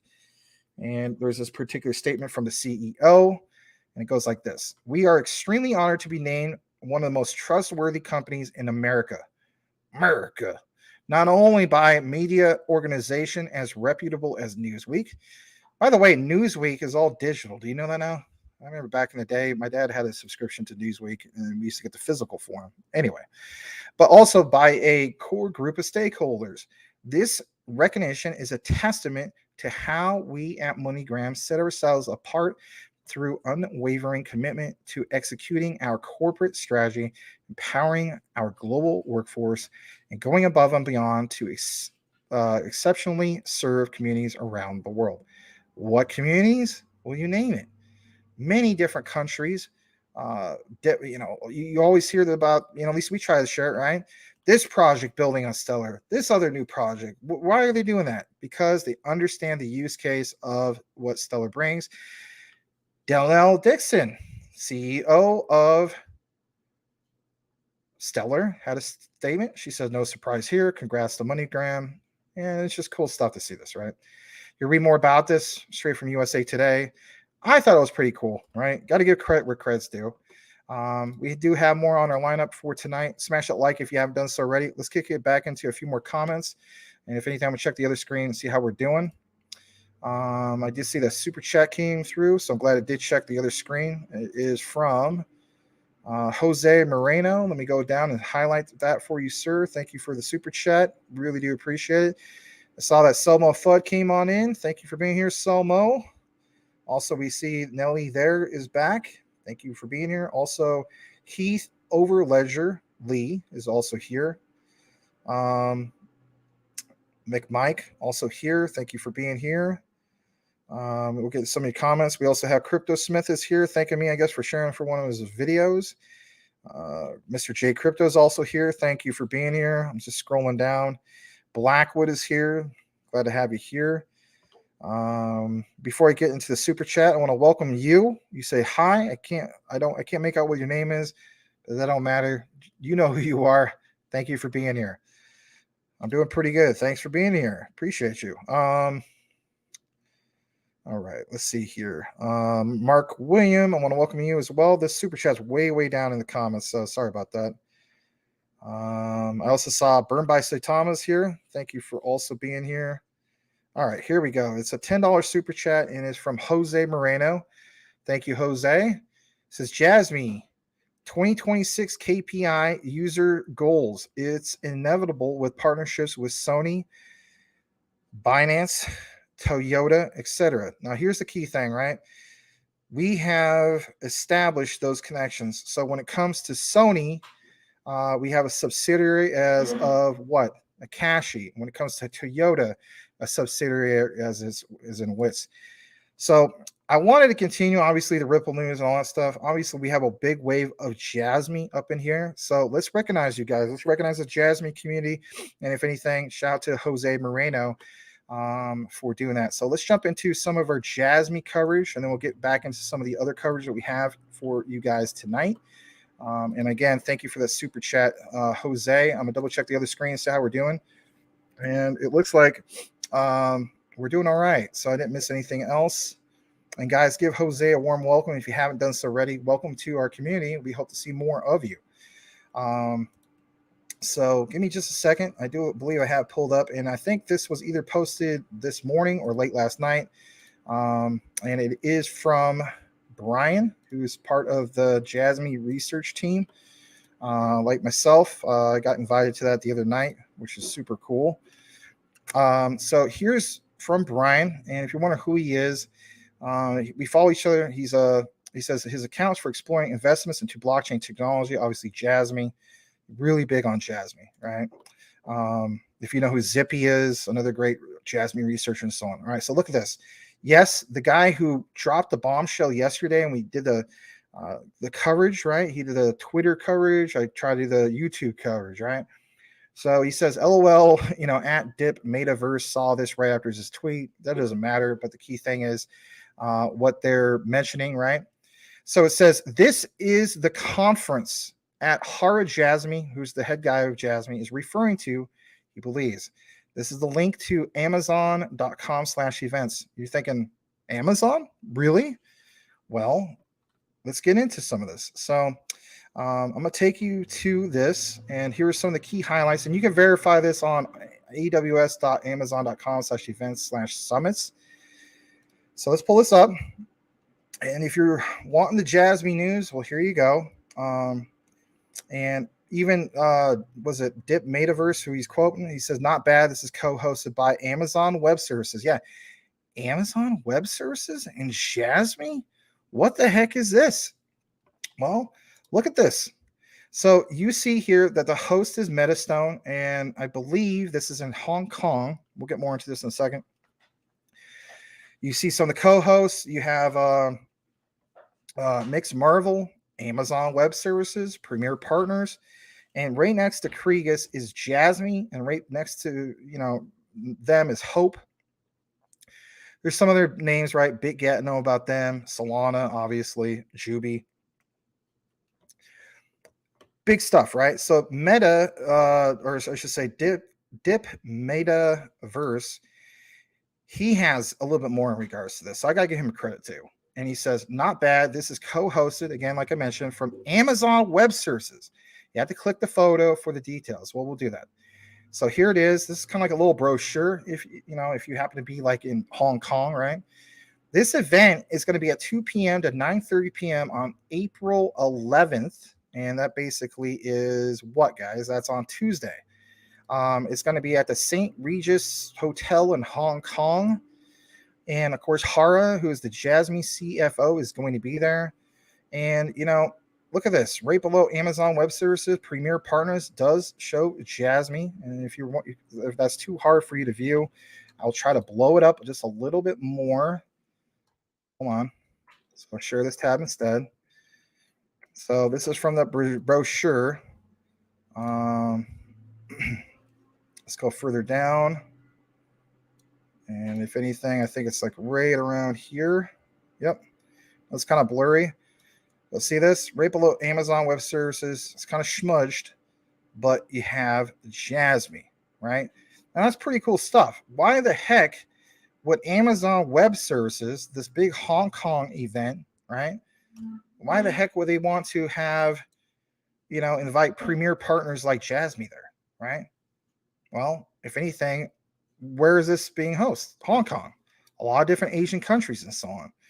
Why wouldn't they invite Jasmine? Well, maybe because they understand they bring something in regards to private data lockers and respect the private data of citizens and so on and so forth, right? Exactly. Now, we got a little bit more in regards to this, and of course, I'm going to get to that in a second. But what I want to show you just a little bit more is, hold on a second, is some of the other particular links that we have. So, yeah, I mean, people recognize it, making big moves, right? I think it's a big deal personally. I mean, I think it's not more than just not bad, right? I mean, Amazon Web Services. So all the speculative stuff, you consistently see more and more information in regards to this. Now, in regards to the Hong Kong Summit, right, from Amazon Web Services, you have this, and it's posted on that particular date as well. The Convention Hall, Hong Kong Convention and Exhibition Center, Wan Chai. But the whole point is you have a lot of big players here, right? Robert Wang, Managing Director, Hong Kong and Taiwan, Amazon Web Services. You have, this is just a big, big event. So when that day comes, I want to state this. I mean, I hope that Hara obviously can retweet some more info of him actually being at the event, or maybe there could be other particular, I don't know, people from Twitter, just taking pictures and so on. That helps solidify and pound it home that much more that Jasmine is something solid. And that's a big thing. So, I mean, we are continuously covering, some solid connections, solid partnerships, big events. But what's the general consensus here? Jasmine all the way, man. And at these prices for Jasmine, man, when you guys mentioned this whole thing about $17 in the future, why the heck would Amazon Web Services even remotely want to even mention the likes of Jasmine? Think about it for a moment. There really has to be something there. And obviously other people are recognizing that. So super cool stuff. Glad to bring it to you guys. Maybe you're not as impressed as the info from yesterday. I don't know. But that's two key partnerships. The WITS leak, if you haven't seen the video, it's going to be released later tonight. If you're part of the live yesterday, we dropped that bombshell. So whatever NDA was not supposed to be disclosed, it was definitely leaked last night. And that's big. Absolutely big. We did see a little bit of a pump. I don't think it was that big of a pump. I mean, it was only 5 or 6%, but I'm telling you flat out, man, the consistent thing is that you see people from like XRP, some of these other projects, right? A lot of XRP holders, believe it or not, also hold Jasmine. And again, why is that? It's because of that risk to reward ratio. It feels like it's very, very appealing. Don't get me wrong, even at 52 cents, I probably still would DCA into XRP. But at these particular prices for Jasmine, I know it's apples and oranges, but I'm just looking at it from an investor point of view, not financial advice, just the way I'm personally looking at it. It's like everybody wants to buy the bottom on anything, right? But if it's something solid, And you see the things that Jasmine has got going for it, where it's Amazon Web Services or that subsidiary of Toyota, right? WITS, and they leaked it out. Check out the video if you haven't seen it. It'll be released later tonight. I swear. The video is done. I just got to upload it to YouTube. And if you're here on the live, then you already know what I'm talking about. Real bullish news for Jasmine. All right, we're going to kick it back into the comments. We still have a pretty decent crowd here tonight. Thank you so much for being here. Really appreciate you guys. I had a whole flood of comments come through. So again, you got to understand, as a content creator, you get a certain amount of comments, and then it starts flooding through, and then more and more and more. And then on the thing on StreamYard, it just it goes away if you don't have it bookmarked. And sometimes it does glitch, so it's a good problem. So I hope nobody takes it personally. I will read your comment. Mike's Crypto, how we doing, Max? We're doing real good. You want to know why we're doing good? Because people like yourself and so on here, you want to learn more about what's going on in some of these particular projects that we cover, right? Right. All right. I will read a few more comments. Let's see what we have. Boom, Jasmine, nice. Yeah, it's exciting to consistently see more new things for Jasmine. And a lot of times it's just not even planned. Or, for instance, we cover, like not Jasmine, but like what we mentioned earlier, big stuff for Polygon, right? And we can literally connect the dots, whether it's through Quant with Overledger or and so on and so forth. I mean, the whole thing of, these EVMs, right, is really big stuff. All right. I think I'll just do a couple more comments. Grade the God, welcome back. Yo, we back. What's up, bro? Well, welcome back. Glad to have you back. What's up is we just covered some news in regards to Jasmine, Amazon Web Services, the whole thing in Hong Kong. Pretty big news for Jasmine, right? So cool stuff in that regard. Michael Montclair is here. He says, yeah, right now 10K is pretty doable. Cool. I want to welcome Rudy Poo. Glad to have you here, Rudy Poo. Saw you in the comments on Twitter as well, I believe. I'm sorry, YouTube. Thank you for making comments. I always like when people comment on the YouTube videos because it also helps kick in the algorithm. So if you're wondering about that, two main things, right? If you like, especially on the lives, it helps. But on the recorded videos, you hit the like button and you comment. Really, really pleases the YouTube algorithm. Jose Moreno says, date democracy, data loggers is pioneer solution to corporate greed. Yeah, because it's the decentralization of that corporate greed of, you are giving control back to the people who just willingly give up all of their data to be targeted from multiple marketing outlets to find that person's interests and so on. Are you going to be buying camping equipment? Are you going to be buying, a brand new phone case or a brand new video card or, new phone or, whatever, right? Right. All right, let's read a couple more comments, 3 more comments. Right now he says, sorry, maybe it's just me, but saying 10,000 XRP, 10,000 XLM, 10,000 HBAR sounds stupid. Okay, that's all right. Andre DeFi, wow, bullish on that even with Amazon Web Services for Jasmine. Yeah, I would agree. It is very bullish news. Ronnie Kersey, welcome back. I do remember you.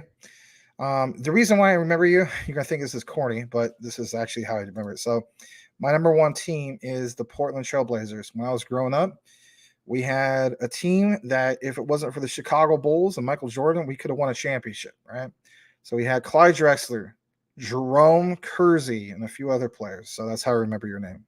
RAP to Jerome Kersey. Isn't HBAR supposed to have a big supply release?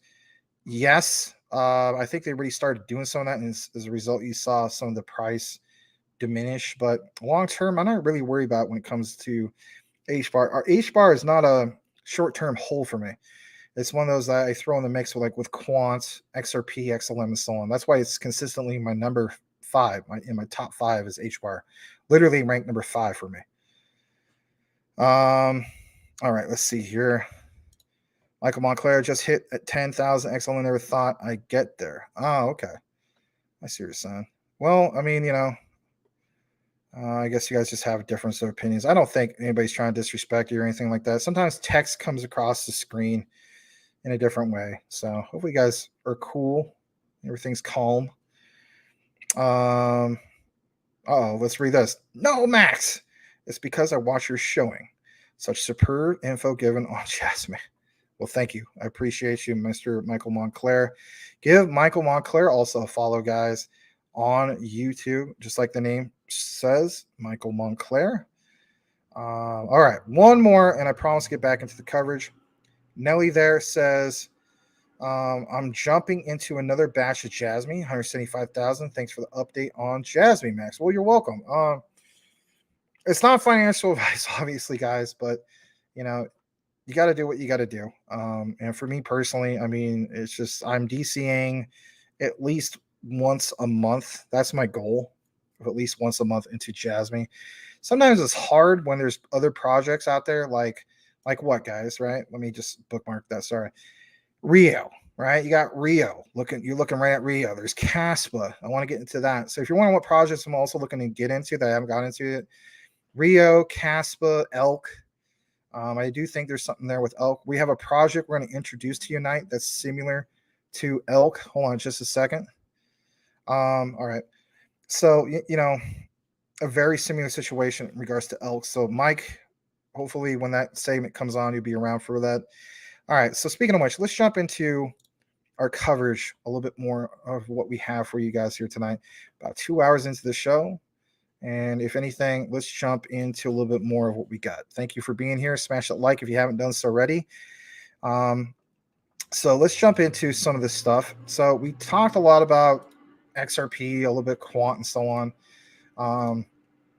Some Stellar, right? We still have a little bit more Stellar for you guys. But you know what? Let's jump into this whole thing from XDC. So this is a brand new thing I stumbled upon. Maybe you guys know about it already. And, my apologies if it was something you're like, oh, Max, I brought that up 8 months ago, but you were too busy, into Luna Classic, blah, blah, blah. Well, hey, give me the benefit of the doubt. There's like 22,000 crypto projects. All right, so here it is. All right. And if anything, try to block out some of the outside noise. Okay. You want to pay attention to this one. So shout out to you, Mike Cornwell. You're in the Elk.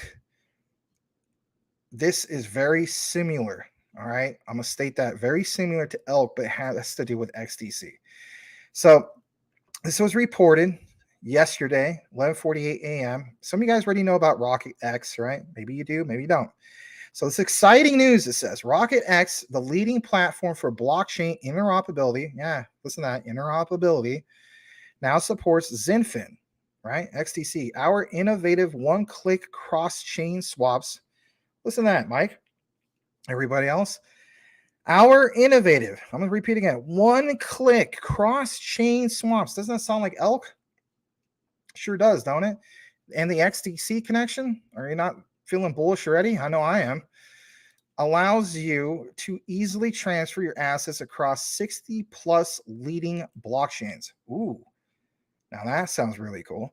Well, Max, I mean, how the heck could it be like Elk? I mean, if it's like Elk, I mean, I understand what you said there, but they're going to have a really nice, impressive circulating supply, or a max and tool supply that's just as impressive as Elk, to make some bold statement like that. And I totally agree with you. And this is not me flooding Elk.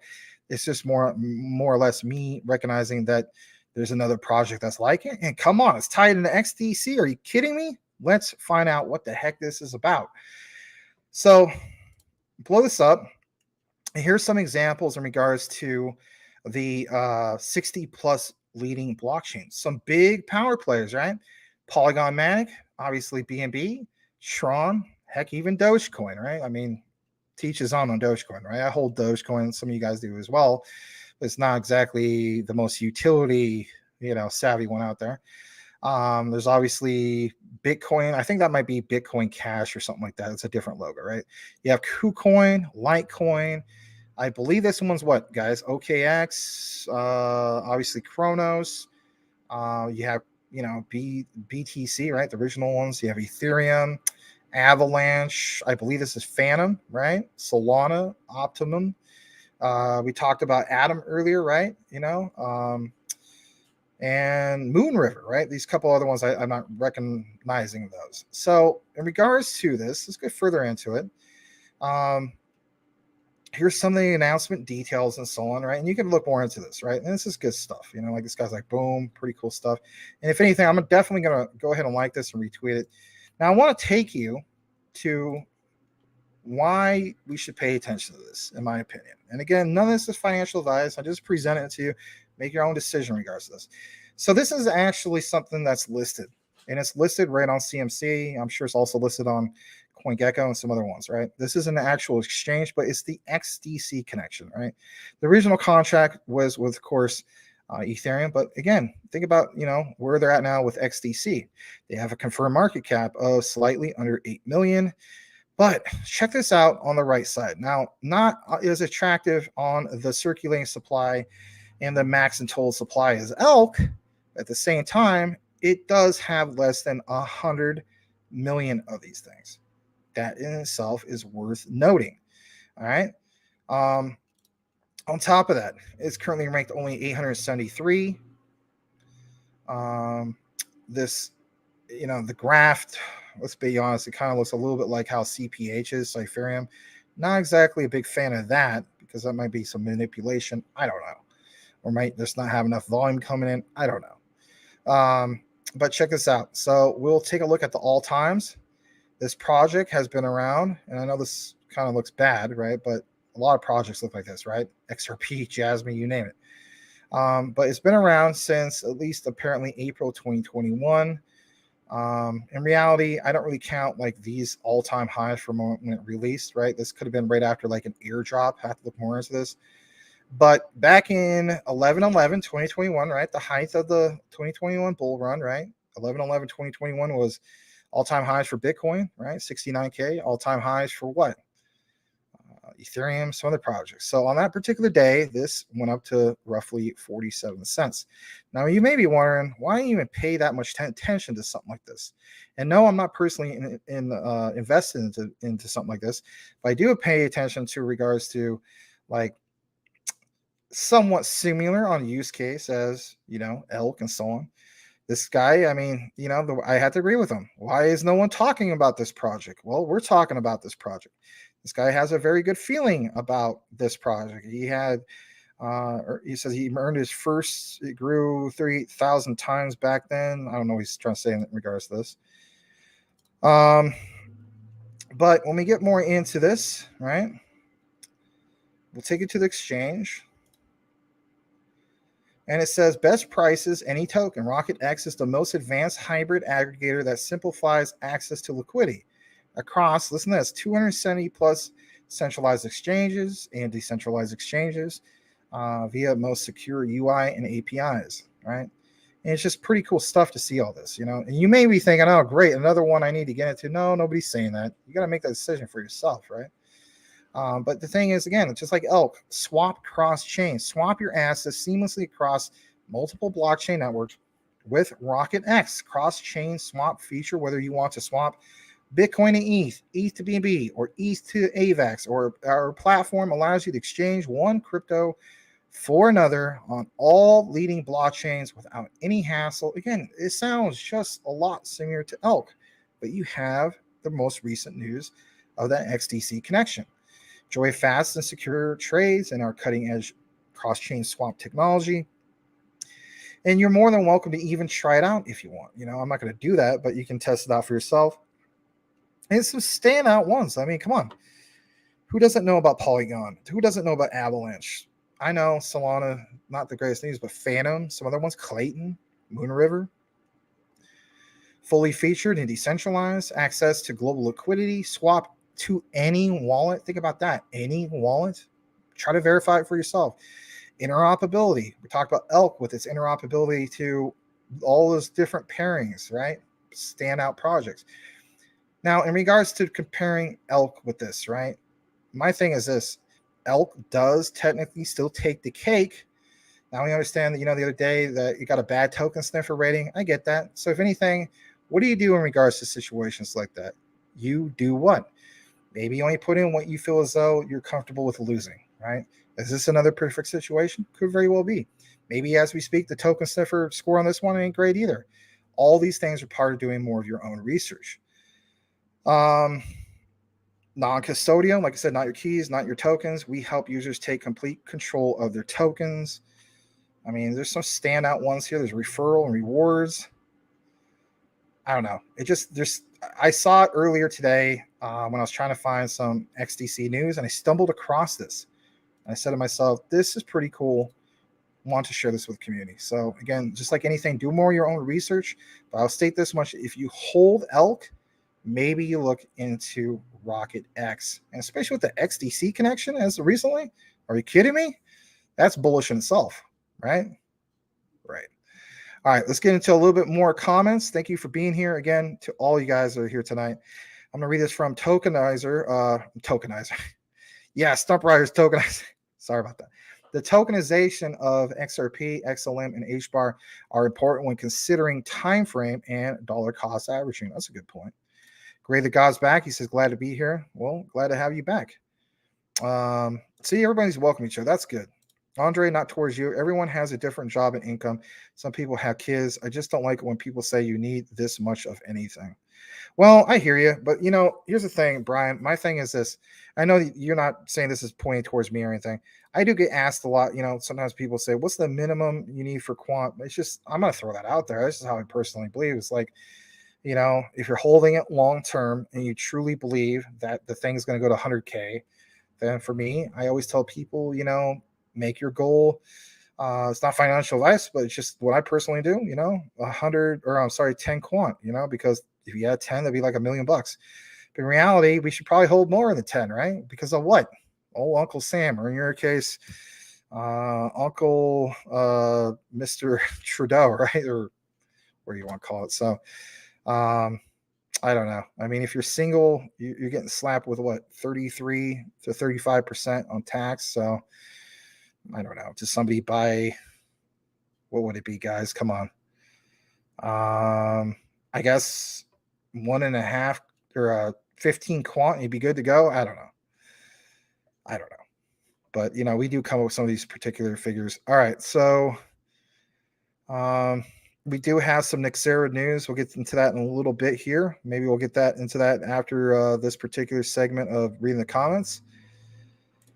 The Crypto Jedi's back. He says, so many great tokens. I have to pick and choose when to buy every paycheck. Not easy. Yeah, you're right. It's not easy at all, is it? Not at all. And let's see. Ronnie Kersey, respect, dude. That 90s Trailblazer was fire. And yes, I agree about HBAR. Do you like Solana? Personally, I'm not a big fan of it. I don't have no issues with it. We're on like a FUD in it. I don't know. I mean, here's the thing. I will state this. When everybody, hold on, if I'm looking at the other screen, it's not because I don't want to look at you. I'm just trying to read the comments.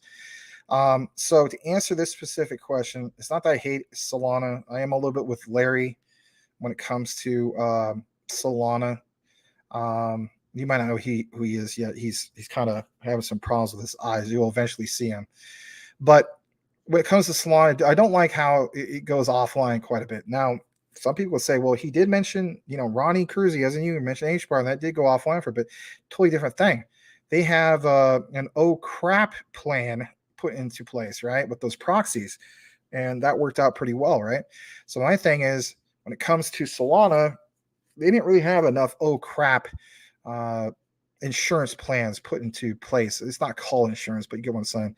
But at the same time, in a bull market, they did very, very well because it was something similar to ETH, but a lot faster and so on, right? So, this whole thing of like when it went below $10, people were like, nah, I still wouldn't touch it and so on because the whole thing with FTX. But as we know, that became a distressed asset, and whoever bought Solana at those prices, oh man, they are sitting pretty right now because it went well over what, guys? Well over $25. So sometimes you got to recognize distressed assets. Yeah, it's a lot more volatile, but let me show you an example I'm talking about real quick. So, we won't put so much emphasis on it, but if anything, yeah, we talk about ISOs and some of these other ones jazz me. But at the same time, whether it's memes, utility, you name it, it's all about utility, or it's all about excuse me, not just about utility. It's all about opportunity. So this is still ranked 10th overall. And let's face it.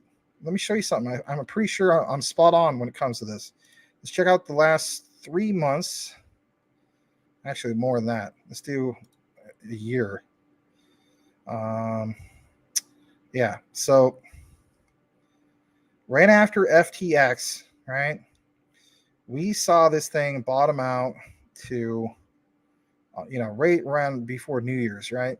$9.88. At this point, even I remember people were saying still don't get into it because the whole, the thing that was going on with Congress and you name it, right? Some of these guys meeting up in regards to the talk about regulations.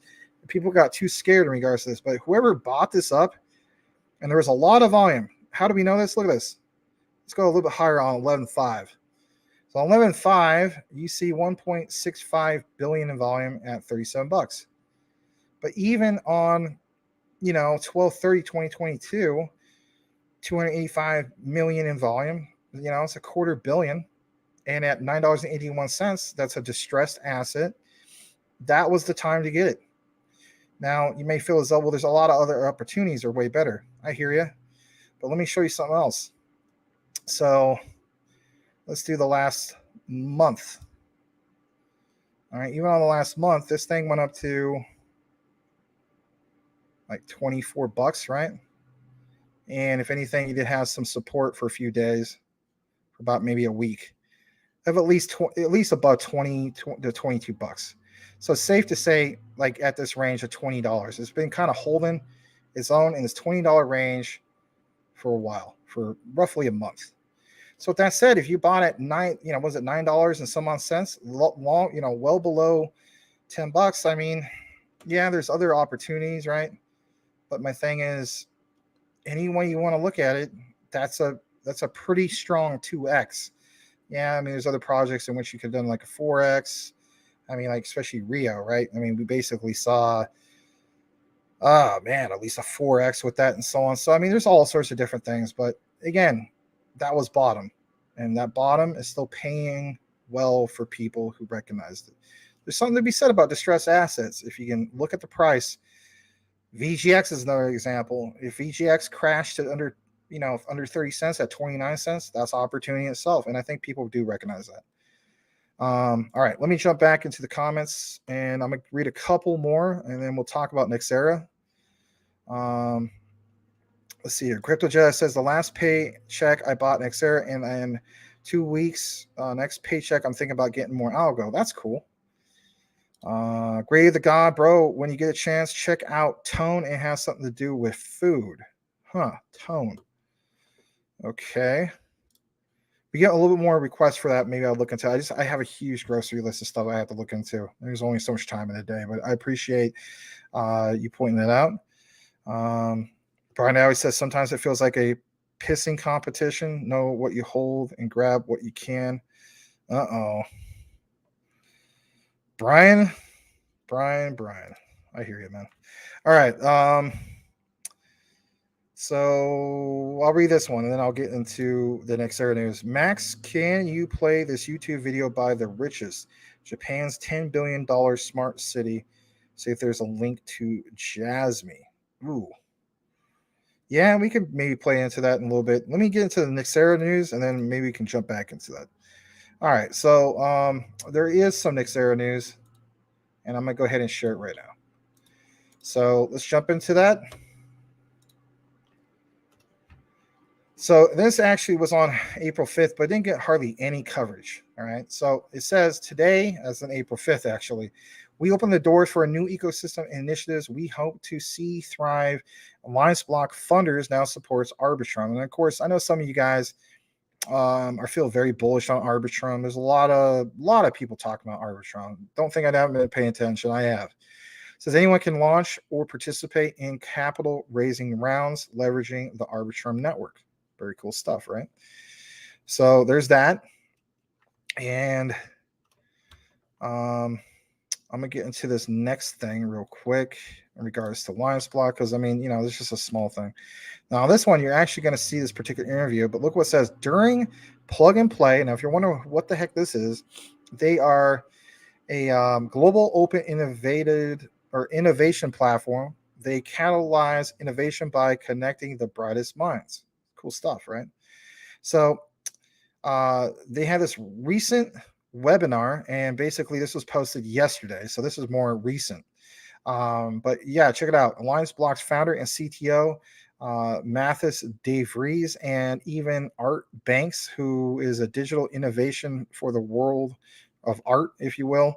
CEO addressed a fundamental question: what is asset tokenization? Now, we obviously know most of this stuff, but it's nice to hear it from their particular perspective. Um, this is only like 2 minutes and 22 seconds. And if anything, kind of, it's just nice to get at least a little bit of news in regards to Alliance Block. See a lot more, but I reviewed this earlier and I thought, you know what, this ain't bad. I mean, you hear about people who are building on Alliance Block and so on, right? And there's perspective of why that is. So smash that like if you haven't done so already. Let's listen to this Alliance Block perspective, update, news, whatever you want to call it. Here we go.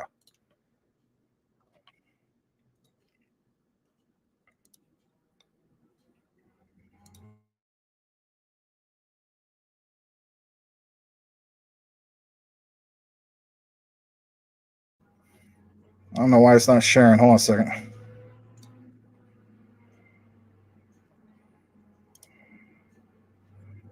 I see what's going on. Sorry about that. Hold on a second. That was the wrong tab. I hate when that happens. It's just a little bit of lag. All right, my bad. I'm going to play this again. Here we go. Is asset tokenization? How does it actually work? And what are the core benefits? Yeah, so from a technical point of view, you would basically create a digital twin, of a real world asset, for example, a piece of art or classic car, luxury watch, or a financial instrument, or carbon credits, as you mentioned yourself. All these things can be created as a digital twin. Whereas different kind of structures can be implemented and stored on chain, which means on the blockchain, and partially, for example, through distributed file server system like IPFS, where you can store documents related to the authenticity of the asset, the taxated value, things like this, and the hashes of these documents that are stored on IPFS can then be stored on chain to verify the asset that I have on the blockchain. Usually an NFT is actually, these documents are attached to it, and the authenticity can be proven, for example. And having this as an NFT that represents the asset, it gives you a lot of benefits because transactions are immediate on the blockchain. The asset becomes suddenly very liquid. You can transact with the asset really quickly to another person on a liquid marketplace.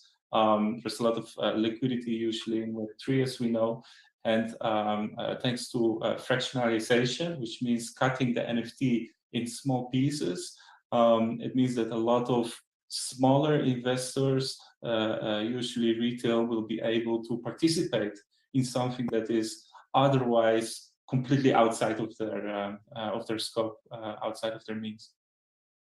So if you actually could democratize the investment ability, give regular individuals the same investment opportunities as these ultra high net worth individuals, that basically creates a completely new market and makes it quite appealing for retail investors, as Matthias was mentioning.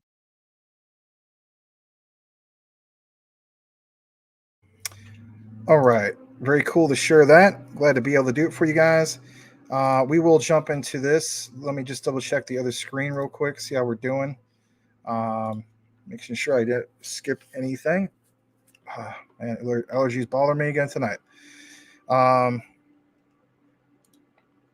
And let's see here. Let me see something. So I did see a comment on the other screen at the very bottom. Annie Rock says, have you heard about MMAI? Oh, man. Only if you knew. Only if you knew. I think it's a good project. I'll state that much. We were the first to cover that and that's all I'm going to say about it. So, yes, we fully know about MMAI. We're literally the first to break out the news about MMAI. All right, so let's jump into this whole thing that Mech Mike is talking about. We will get into that. I did pull up the video for you. Here it is. And you're asking, can you play this YouTube video by the richest? Japan's $10 billion smart city. See if there's a link to Jasmine. Oh, man, it's going to be a stretch. But, yeah, we could play it. It's only 5 minutes, roughly. Let's see if there's anything solid here. So let's go ahead and play this. Here we go. Smash that like. And if anything, if you're in the Jasmine, maybe pay attention to this as well. Maybe you find something I don't find. Here we go. Hold on. My bad. I got to bring that up. Why is it not sharing? There we go. Add to stream. There we go. All right. Picture yourself at the top of Mount Fuji. If you look down, you'll see a futuristic city nestled between the sprawling green tea fields. That's Toyota's $10 billion woven city. It has an innovative basket-like design that's intertwined with 3 types of roads: smart houses, research facilities, and an underground transport system. 360 of Toyota's best inventors live in Woven City, and they are constantly working on new technologies to assist the city's residents. Woven City is years away from becoming a reality, but today, we're giving you a sneak peek. Let's head down for a closer look. It looks like that $10,000 Toyota e-Palette autonomous vehicle is empty, so let's hop inside and take a drive through Woven City. The first thing you'll notice is just how big the city is. It was built on 175 acres and is home to 360 inventors, as well as seniors with mobility issues and families with young children. Eventually, 2,000 Toyota employees will call Woven City home, and there will be people from all demographics living here, including retirees, scientists, and retailers.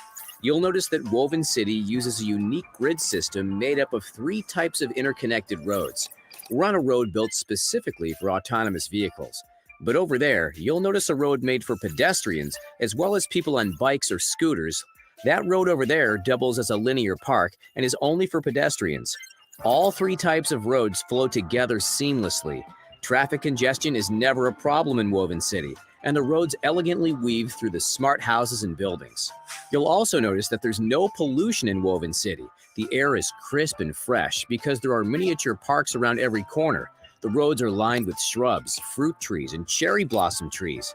In true Japanese fashion, Woven City's technology blends seamlessly with nature. There's one thing that you can't see as we drive through Woven City: the sensors. These sensors collect data that can be used to improve the artificial intelligence and robots in Woven City. Woven City is a living laboratory, so the data that's collected can be used to develop other smart cities around the globe. Governments around the world are expected to spend $41 trillion on smart city infrastructure over the next 20 years, so that information is invaluable. Let's take the e-Palette over to Woven City's Central Plaza. Woven City's Central Plaza is more than just a town square. It's a place where the city's residents can shop, socialize, or even attend a concert. The robots that work in Woven City can put together a concert stage in no time, and you'll notice that the Toyota e-Palettes parked in the Central Plaza double as miniature retail shops. They can even be used as food stalls during festivals. There are research facilities all over Woven City, including one at the top of that retail shop. We can take a look inside by driving to the top via the roadway that's built directly into the side of the building. This is where engineers and scientists work on new technologies for Woven City. Over there, you'll see an engineer designing new autonomous vehicle tech, which is something that happens on a daily basis in Woven City. Toyota purchased Lyft's autonomous vehicle division for $550 million, and the company is now one of the world's leading AV manufacturers. There is also a robotic team hard at work in this research facility. Over there, you'll see engineers working on a $2.5 million THR-3 humanoid robot. The robots roam the city freely, helping residents with daily tasks. That engineer is testing a ceiling-mounted robotic butler. It's a type of gantry robot which was first developed by the Toyota Research Institute following a $1 billion investment. You'll find one of these robots in every Woven City smart home. Speaking of smart homes, let's take a tour of one now. The smart homes in Woven City combine traditional Japanese craftsmanship with eco-friendly technology and robotics. Every smart home is made from carbon-neutral wood and built using the ancient art of Japanese wood joinery. No nails, no hammers, no carpenters either, at least not human ones. Woven City's smart homes were built by robots. You'll notice that every smart home is topped with solar photovoltaic panels. These panels power the homes, and excess energy can be stored and used in other parts of the city. Let's head inside this smart home for a closer look. Over there, you'll see the home's robotic gantry arm tidying up. The robot butler can also assist residents who have mobility issues. Don't worry about restocking the fridge or taking out the trash. That's all done automatically using sensor-based artificial intelligence. The home's AI can even monitor your health and remind you when it's time to exercise or get some fresh air. Toyota micro-pallet robots can deliver packages directly to residents. These miniature 6-wheeled robots simply enter the home via a mini elevator that's connected to an underground system of tunnels called the Matternet. Speaking of which, let's follow one of these cute mini robots and take a look at Woven City's underground infrastructure. All of Woven City's support facilities are located underground, from the hydrogen power system to the storm filtration system. They're all seamlessly integrated with the Matternet transport system that reaches every part of the city. The micro-pallet robots are super speedy and can deliver a package in just minutes. So what did you think of Woven City? It may be the most impressive smart city in Japan, but it's not the only one. Did you know that Panasonic built a $740 million smart city? That's it, folks. Thanks for watching.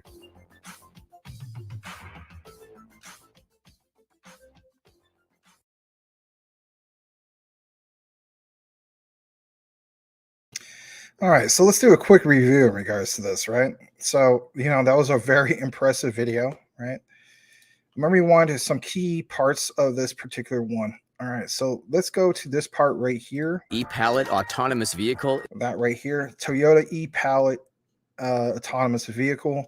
So as we basically know, when it comes to Jasmine, you have not really a Toyota partnership, but it's a subsidiary of Toyota. Who is that subsidiary? It is basically WITS. We saw that basically leaked out last night. If anything, WITS, with some of the things that they got going on, right? You saw, for instance, a perfect example of some of the robotics, some of these other particular things and so on, that tie into Toyota.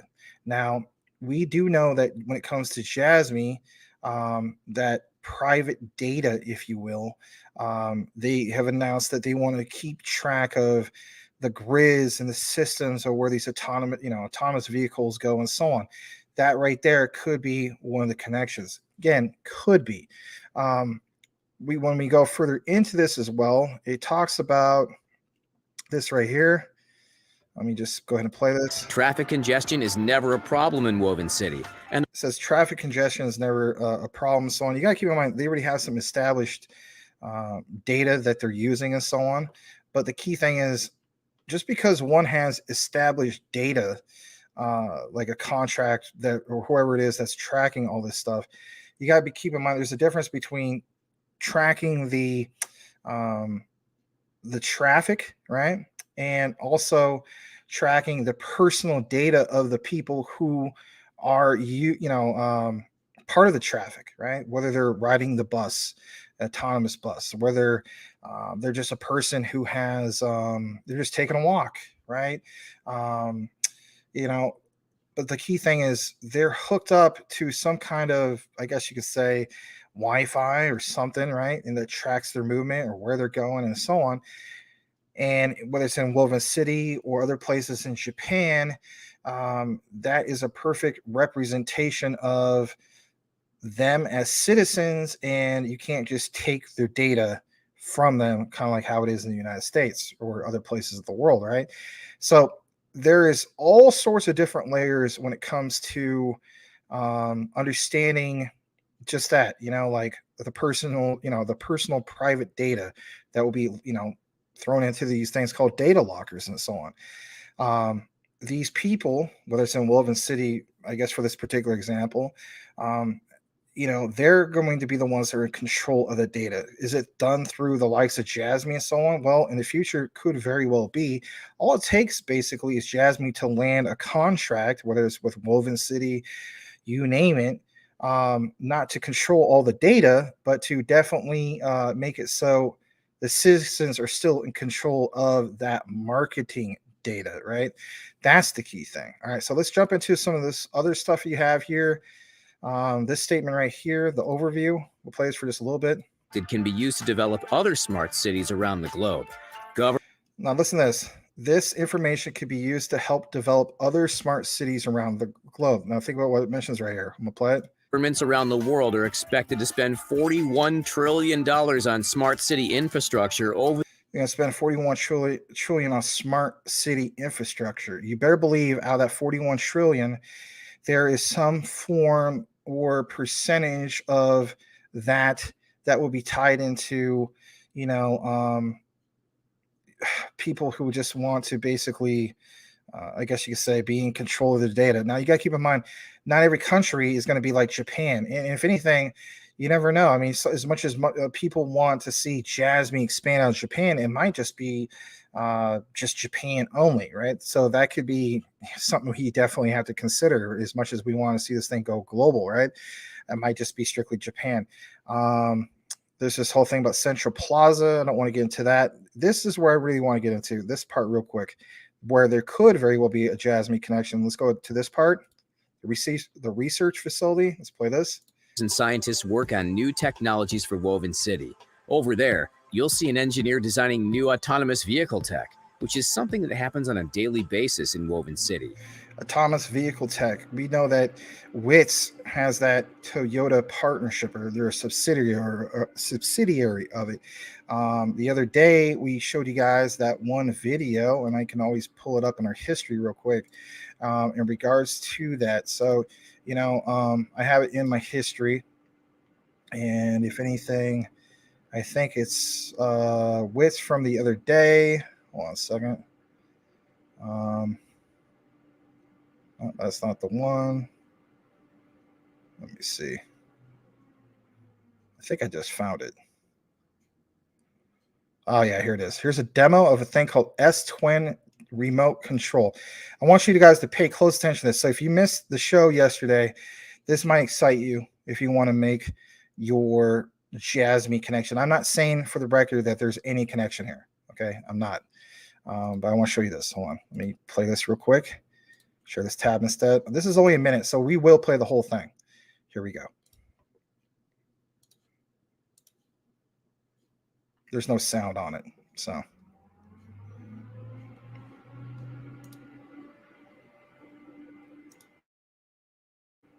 Now notice some key things here, guys. Right? For one, they're showing a Sony PlayStation controller. We know that, these executives from Jasmine used to be Sony executives, right? On top of that, I'm gonna pause it here for a second. All right. Look at that. Let's pause it on that frame. All right. So notice what you see there, right? Jaka robot, right? Now let's jump back to the previous frame, right? And let's play this for a second. Okay. Let's play this, and we'll just keep this full screen for you guys. Here we go. Toyota purchased Lyft's autonomous vehicle division for $550 million, and the company is now one of the world's leading AV manufacturers. There is also a robotic team hard at work in this research facility. A team that's hard at work, a robotic team. Over there, what would be that hard at work team? Is it WITS? Notice they didn't mention WITS. They said there's a team. Now, again, refer back to the previous frame. This right here sure looks awfully familiar, don't it? Kind of. I understand there's all sorts of different types of robotics, but we have established that WITS does have their direct subsidiary of Toyota. So if we're connecting the dots, that's something to be said. You may have already drawn your conclusion that it is Jasmine. I'm just throwing that out there. I mean, it is a little bit of a stretch, but at the same time, I mean, it does make you think, All right, we'll play a little bit more in regards to this. See engineers working on a $2.5 million THR-3 humanoid robot. The robots roam the city freely, helping residents with daily tasks. That engineer is testing a ceiling-mounted robotic butler. It's a type of gantry robot, Right, which was first developed by the Toyota Research Institute following a $1 billion investment. Notice what they just said, the Toyota Research Group. Again, WITS, right? That subsidiary and what they got going on. I'll remind you. Here it is again. Let's play this. So very, very similar, right? That what you saw basically was an animated example. Here's the real thing. But again, I mean, it's just there could very well be something solid there. You know what I mean? And that's just the way I personally look at it. All right. Let's jump back to this again. This is the whole thing about the smart home, underground infrastructure. I think that's pretty much it. So I'm going to stop that. It was nice sharing that. I mean, there's a lot of what ifs, but I mean, they do mention Toyota quite a few times. And in regards to Jasmine, again, keep in mind the whole subsidiary of WITS, right? That's the key thing. And it's nice to be able to do these kind of comparing and contrasting. So, you know what? I will thank you for that. And I do appreciate you wanting us to take more of a deeper look into this. About 2 hours and 40 minutes into the particular show. I'll see what else we have for you guys. I don't want to make this WrestleMania. I really, really don't. I know I always say that, but I really don't want to do that. Let's see where we're at in regards to all this. Where am I at in the comments? Man, I must be really behind. Really, really behind. All right. Let's see here. Crypto Jedi, recycle cans and buy more crypto, depending where you're at, right? So I'm from Oregon. When I was a kid, it was 5 cents per can, right? And in recent years, I saw Oregon's up to 10 cents in regards to that. So here in Arizona, you don't get jack diddly squat. Kind of sucks. Stargazer, I just don't see how anyone could go wrong with quant. Yeah, that's a great statement. I don't see how anybody could go wrong with it either. I mean, it becomes more scarce by the day or by the hour, you know? So LCX is ready backed by diamonds. There you go. GS says, half court shots, meme coins. 3-pointers equal low cap startups. Blue chips equal layups. That's a good point. Talking to myself, need a drink. Oh, boy. McDizzle's got a report for me. Rockets only showing pairing with 3. All right. I'm glad you're taking more of a research into it. Again, I mean, this is just stuff I pulled off the surface for today, Mike, you know. But I appreciate you looking more into it for us. And if you find something that you're like, man, this is cool. You find something you're like, I don't know about this, Max. Please, by all means, let us know. I just thought it was interesting because it did, you know, it kind of reminds you of elk. And come on, man, with that whole new thing with XDC, that's not too bad. And then the circulating supply, or the I should say that too, but the total and max supply for Rocket X. Yeah, it's bigger than elk, it's bigger than Rio, but it's still under 100 million on that supply. That's not too bad. I think this is a typo. Brian, even a 50-cent Jasmine would be great, right? Yeah, you better believe it, 100%. Token sniffer rates RVF a 75 out of 100. Nice. That's not bad. But here's the thing. What's the thing under 25? Because if it's on the liquidity, that's a big deal. Or if it's ownership renounced, that's also a big deal. Surf My Life 1, just the same as Thorchain that went to Ish. I don't know what you're referring to. All right, Crypto Puppet, I'll take 17, but we have to get to $1 first. Yeah, we got to achieve milestones first. McDizzle says, I got a lot of Jasmine around 0.003, but my first buys were around 3 cents. The power of DCA. I got in better at the bottom. You did get towards the bottom. I think the very, very bottom was 2.9, if I'm not mistaken. All right, let's go further down. Let's see where we're at on this. You wear a size Cadillac Escalade 5 for those wondering. Interesting. All right. Welcome, Stevie, with still my favorite avatar of anybody in crypto. Look at Chain, Max, and you will love what they are doing. Okay. CHNG. There's so many good projects, to be honest, but Brian Dowie says, Max, can you say your goal is 20 quant? Don't think you should say everyone needs 20 quant. Just my opinion. I still love you. Yeah, I think I have said that many times. You know, my goal is 20 quant. You know, but I get what you're saying. I mean, I don't know, man. I don't want people like misunderstand what I'm trying to say. But people do ask me, like, what do you think your goal is? Well, they're asking me what I think my goal is. So I think my goal is, people's goal should be 10 if they're really into quant. But it's whatever. I mean, maybe that's not what you want to hear. The only reason why I'm saying that is because I look at quant being over 100,000 at some point. That's just me, Yeah, no problem. It's all good, All right, so I want to welcome you, who is QUEOP. I got 43 quant. I want Bentley. I want money. All right, cool, man. Welcome. Arthur Robert. Sounds like a name of a general or something. That's a cool name. Casper all day. World Economic Forum. Google Cloud. Upgradable contracts. Loads of NDAs. All right. Thank you. Welcome. Thanks for being here tonight. All right. Are you holding your quant for year all selling at high of the bull run? I am holding that sucker to at least $100,000 or more. Really, I am. That's something I probably won't touch. And maybe even after that, maybe I still don't touch it. I mean, I got to look at it like it's the lottery. You know what I mean? Like piggy interest. You know what I mean? So we'll see, though. All right. I'll read a couple more. Brian Dowie says quant will be nice, but the return on investment on XRP will be a lot higher. That's a good point. Crypto Puppet, quant, man, that's going to be a good one. Once it starts mooning, every man has to take their own choice when to sell. That's a good point.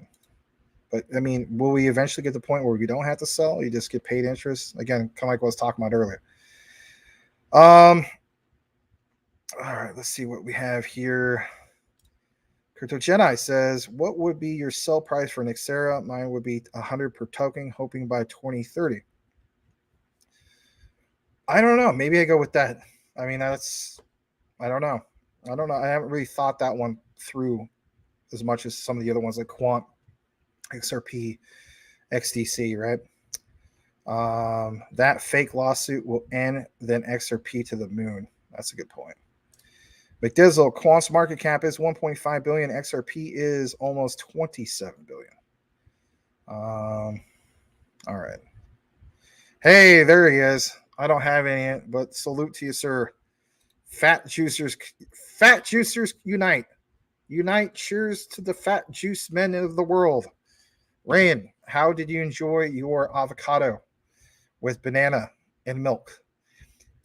Welcome, Rain. Glad to have you here. He says, don't make any sense of XRP 27 billion. Let's see when Quant goes just 40 billion. That will be retirement. But XRP even 60 billion. Okay. Mario's here. He says, look up trailer sneaker in 92. You can clearly see XRP after they uncover code. Take a look what it says. Super bullish. Somebody will have to pull that up for me. And look into it yourself. It's just I really don't want to challenge the rest of me. And I will state this much. I do have to go to the grocery store tonight because if I don't, then all hell will break loose. And they close in 2 hours. So I want to get there at least an hour in advance. I don't want to show up there like 15 minutes before they close because I don't like having to rush like that. Anyway, I know I should have got this all done earlier, but I didn't have much time today. And I didn't have much time yesterday either. I had to do a lecture. It was kind of interesting. Ryan says, even 60 billion is not enough for retirement. What kind of coin is that? All right, let me see if you guys got any specific questions. Appreciate you guys being here. I want to welcome Kev Cleveland. Welcome, Mac, Mr. Cleveland. Glad to have you here. Let me see something. Hold on. I read this comment earlier. Yeah, it's a good project, but yes, I already answered that earlier. All right. I don't know about that. All right. Let's go further down. Ray Love, welcome. Open prison, sign me up. Open prison, sign you up. All right. Crypto Jetta says no toilet paper in Woven City. A robot washes their What? Are you serious? Wow. That's How? Okay. Here's the thing. How does the robot stay sanitary if some of these guys have Hirsch? Never mind. I don't want to gross people out. Never mind.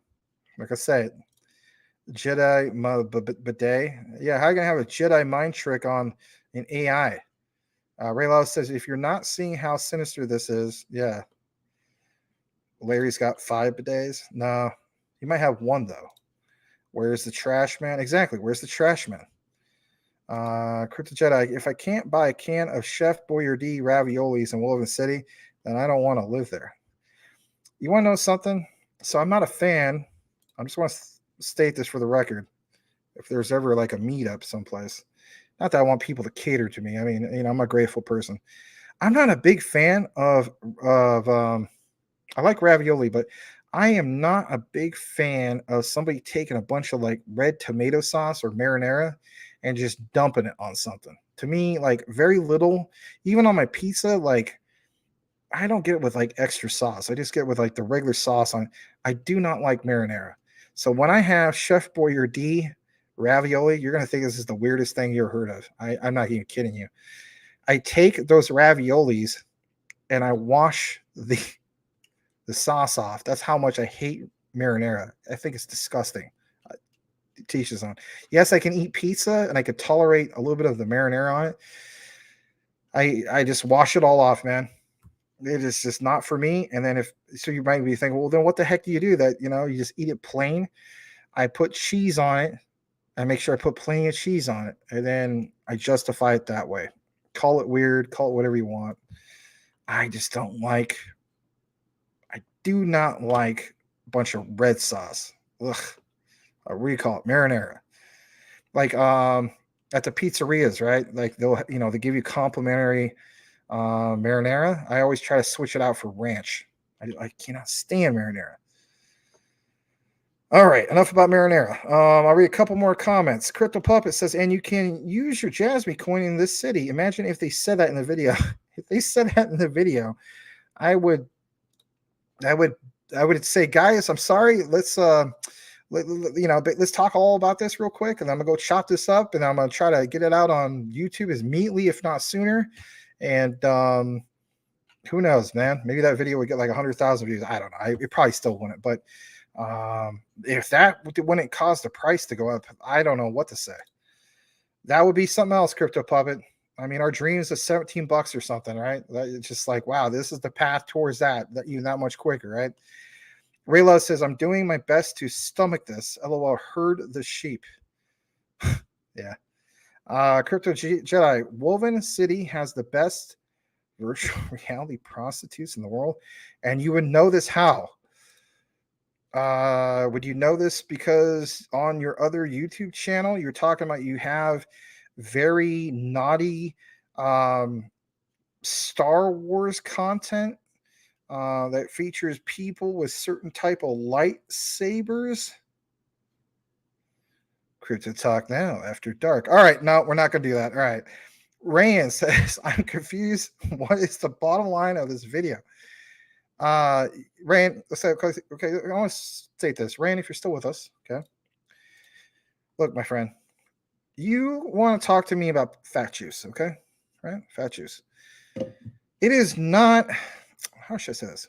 It is counterintuitive, or it's counterproductive, Rayan, to take your fat juice, right, which is avocado mixed with banana. By the way, you shouldn't eat banana before going to bed because it's not good for your heart, or it keeps your heart racing. Look it up. Potassium keeps your heart racing, right? It's a real thing. So you don't want to take the avocado. You don't want to take the milk. You don't want to take the banana and blend it all up with like vodka and stuff like that, like vodka, When I present information to you, Raylan, even though it's late on Saturday night and you want to kick back and enjoy your, your Kettle One or your Grey Goose, you must understand that Maximus, the crypto professor, is presenting the bottom line. And if you do not pay attention to those type of things, well, you are the one who misses out. Now, ever since the time you're small boy, you might have had better comprehension skill in regards to You only had the fat juice when it was in avocado and banana form, and you never mix the vodka with that. But that is not my problem. So next time, pay more attention, skeet skeet, and bang bang. All right, I'm just playing. I have respect for you. I know you pay attention. All right. All right, let's go further down. Puppet says, well, I didn't see no Jasmine Easter eggs. No, you did not. You did not. Back at you, Max. Yes, that was a while ago. Ray Love says, ha, yeah, use Jasmine in these fancy gulags. I'm good with that. I'll be on my farm getting paid. Yeah, I mean, you know, everybody has different things they're going to do with their moon bags or whatever, right? When this stuff goes to the moon. All right. Where does all the poop in one city goes? I don't know. Who was it that wanted me to look into this? Yeah, I thought it was interesting, though. I mean, I'm not going to say there's like for sure a Jasmine connection, but there could be. I mean, that thing with Toyota is something. Ray Lowe says, after they tokenize your poo, oh my God, can you imagine that? The tokenization of poo. They fit it to the tokenized trees and gardens. No, they do more than just that. They take up all the tokenization of your poo with actual poo coins, as in Mononoke Inu and some other poo-related coins like that. And they realize that the gas fees are too expensive. And how do we defeat this? Would basically be with what you just said. All right. Jasmine is flying. Really? Really? There's no way. Let me see. Jasmine is flying. Let me see if Jasmine's flying. 5% it's flying. That's okay. That's okay. You go. It's all right. I don't know about flying, but it's okay. Oh, maybe you talk about the volume. All right, maybe that's what he's talking about. Let's see this. All right, it's flying in volume. Look at this. 99.53%. All right, you know what? That interests me now. Because you know what? Let's go to KuCoin. They got the best charts, in my opinion. I mean, some of the, you know, there's also DEX trading, right? Some people like that better. Let's pull up Jasmine. Let's pull up my Jasmine. You're gonna pull up the Jasmine, Mr. Brian Dowie, little Mr. Misty, little Mr. Peanut Butter Parfait. I'll tell you to freaking drop 10K on the XLM. Yeah, you hear me? All right, sorry about that. Excuse me. All right, so Jasmine with USDT. And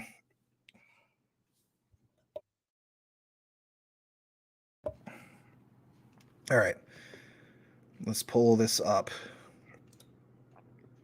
Man, where was I? Pressed the wrong button again. Gosh dang it! Sure as the heck did. Hold on. There's on the 1 day. I don't know. I guess we'll do like the 2 hour. Ooh. Well, something's going on in the 2 hour. Some pretty nice green candles. But yeah, it says on CMC, and we'll just go back to that for a second. It's up 99% in the volume, and it's definitely reflective on the chart. So that's cool stuff. We'll just keep that up there for you guys. I'll come back in the frame. All right. Crypto Puppet. The Crypto Jedi. Y yo no vendo los dojos mexicanos con Coca-Cola de Mexico. All right. Thank you for that.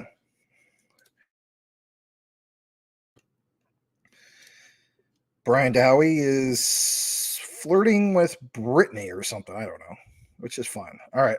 Let's go further down. Sinbad 909. We have rolling bots on our sidewalks. You do? Blackwood, as soon as one of these robots shows human emotion, dismantled. Lol. Yeah. All right, Crypto Puppet. Well, there's something good happening in Japan, Max. Yeah, that's true. Crypto Puppet, cool. I'm a Dodgers fan. I took a selfie with Tommy Lasorda. Oh, that's cool. Very cool. Puppet, bro, had me a cold bottle of Mexican Coke today. Man, that sounds good. That does sound good. Yeah, fat juicers unite, according to Rayan. All right, Sinbad says it leads to flathead butlers and lazy policing at first. Blacklist is not going to find myself at 80 years old with an android trying to crush my school. Let's get this Star Trek tech popping so we can get the F off this dying rock already. Wow. Sound like something from Starship Troopers or something.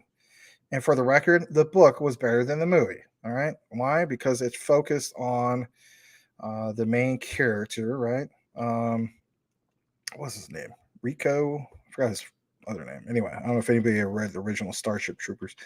All right. So Crypto Puppet says, I built iron fences on the side for extra cash.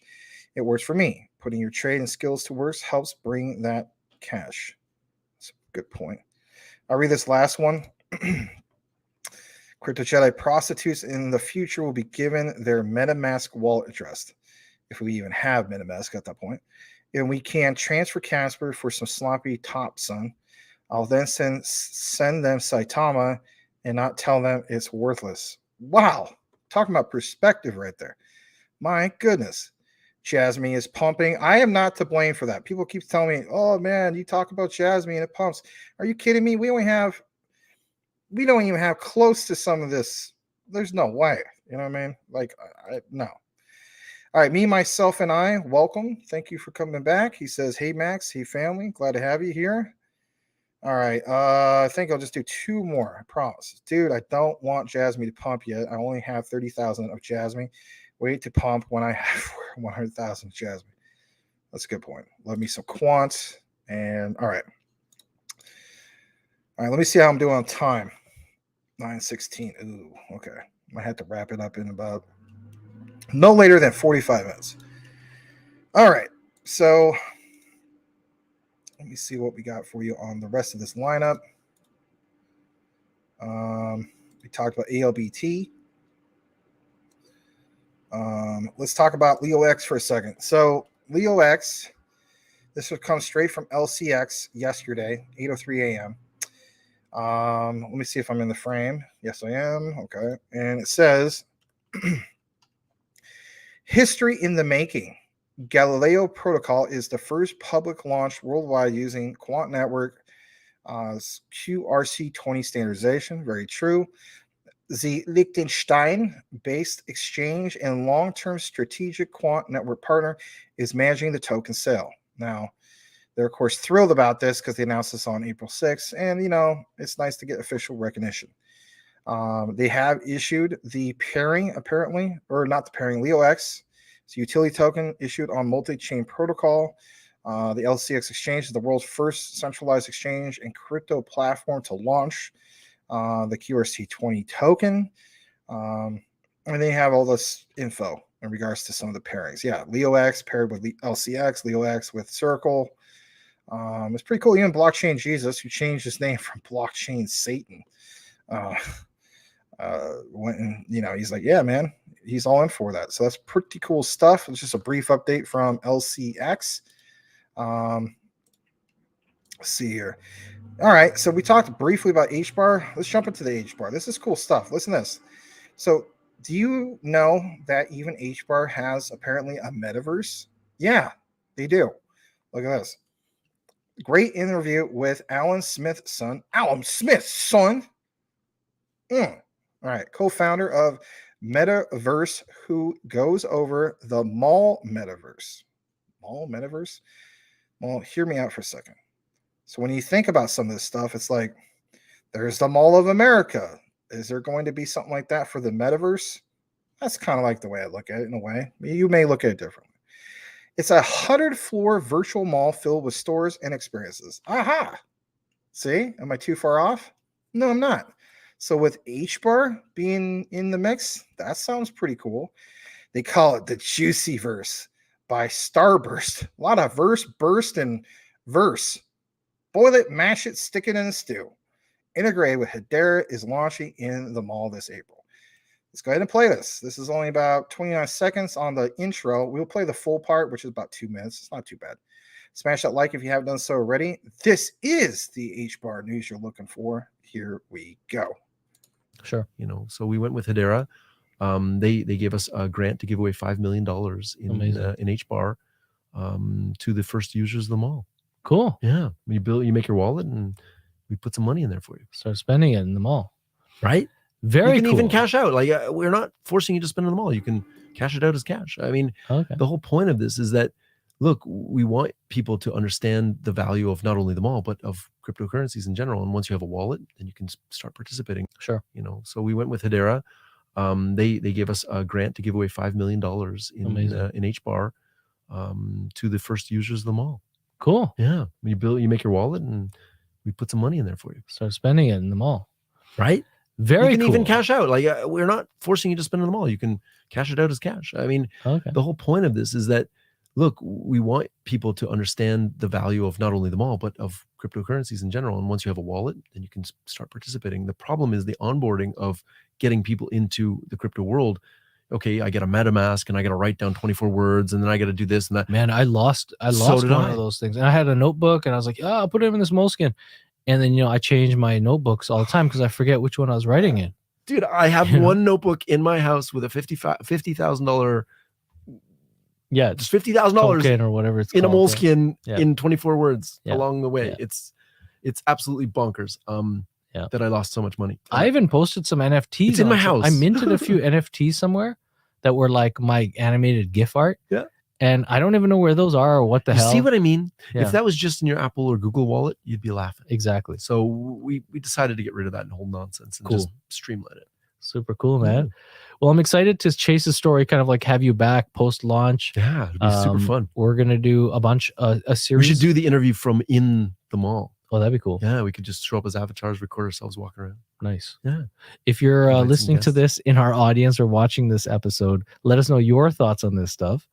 And if we're going to do a live experience through it, maybe pre-sign up by just dropping us a line. Yeah, you can sign up for the mall. So it's themall.io.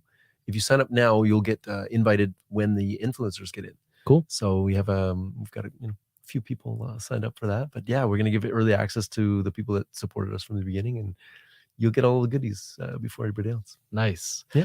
Well, thanks for joining me in studio today. Oh, it's It so was wonderful. a pleasure to talk about some of your cool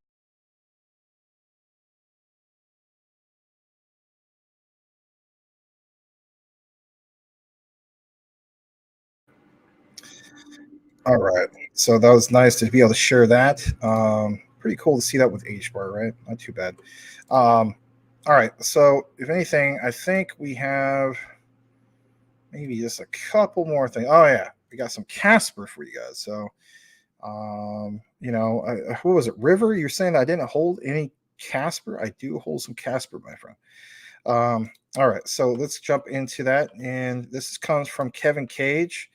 Well, let's face it, he's like one of the top guys who covers Casper, right? Some other things. I did give him a follow finally. He has 208,000 followers. He covers Casper, H-Bar, Algo, API 3, Quant, DAG, Stellar, right? So it says this is a must read. This was posted, I think, earlier today. Look what it says here. The enterprise market is the largest market in the world, yet it's the least penetrated in a blockchain. Give me a second. Let me go back into the frame. So in that regard, it says enterprises are looking for ways to grow revenue, lower costs, increase efficiency, and increase public trust. Now just hear me out on this. If he's saying it's a must read, he has a reason for this. Now, if you're wondering about Casper, you don't know about it already, let's just give you a quick gist real quick. It's simple. It's built for, builders for builders, built by builders by, for builders, excuse me. Casper is designed to accelerate developer adoption of blockchain technology through WASM, code, environment, and open programming standards. It's upgradable, a fully upgradable and secure modular network designed to grow and evolve. Casper is the most customizable blockchain on the market. It's also decentralized. Casper is open, permissionless proof of stake POS blockchain, fully decentralized, designed for high performance and global scale. Now, for people who already have Casper, you already know about this, right? But look what's also on here. There's 4 macro trends. All right. Tokenization. That's going to get brought up all the time, whether you like it or not. All right. Ownership rights. All right. Asset digitalization, cryptographically secure authenticity and ownership rights, financial standards, creator economy like NFTs, especially NFTs. I mean, Casper really stands out right now for NFTs. Recently, the whole thing was at 25 million patents or something like that. I mean, it's hard to fathom that. It's like, there's not even that much people in certain cities, right? I mean, there is, but you get what I'm saying. All right, so let's jump into this outline that he has real quick.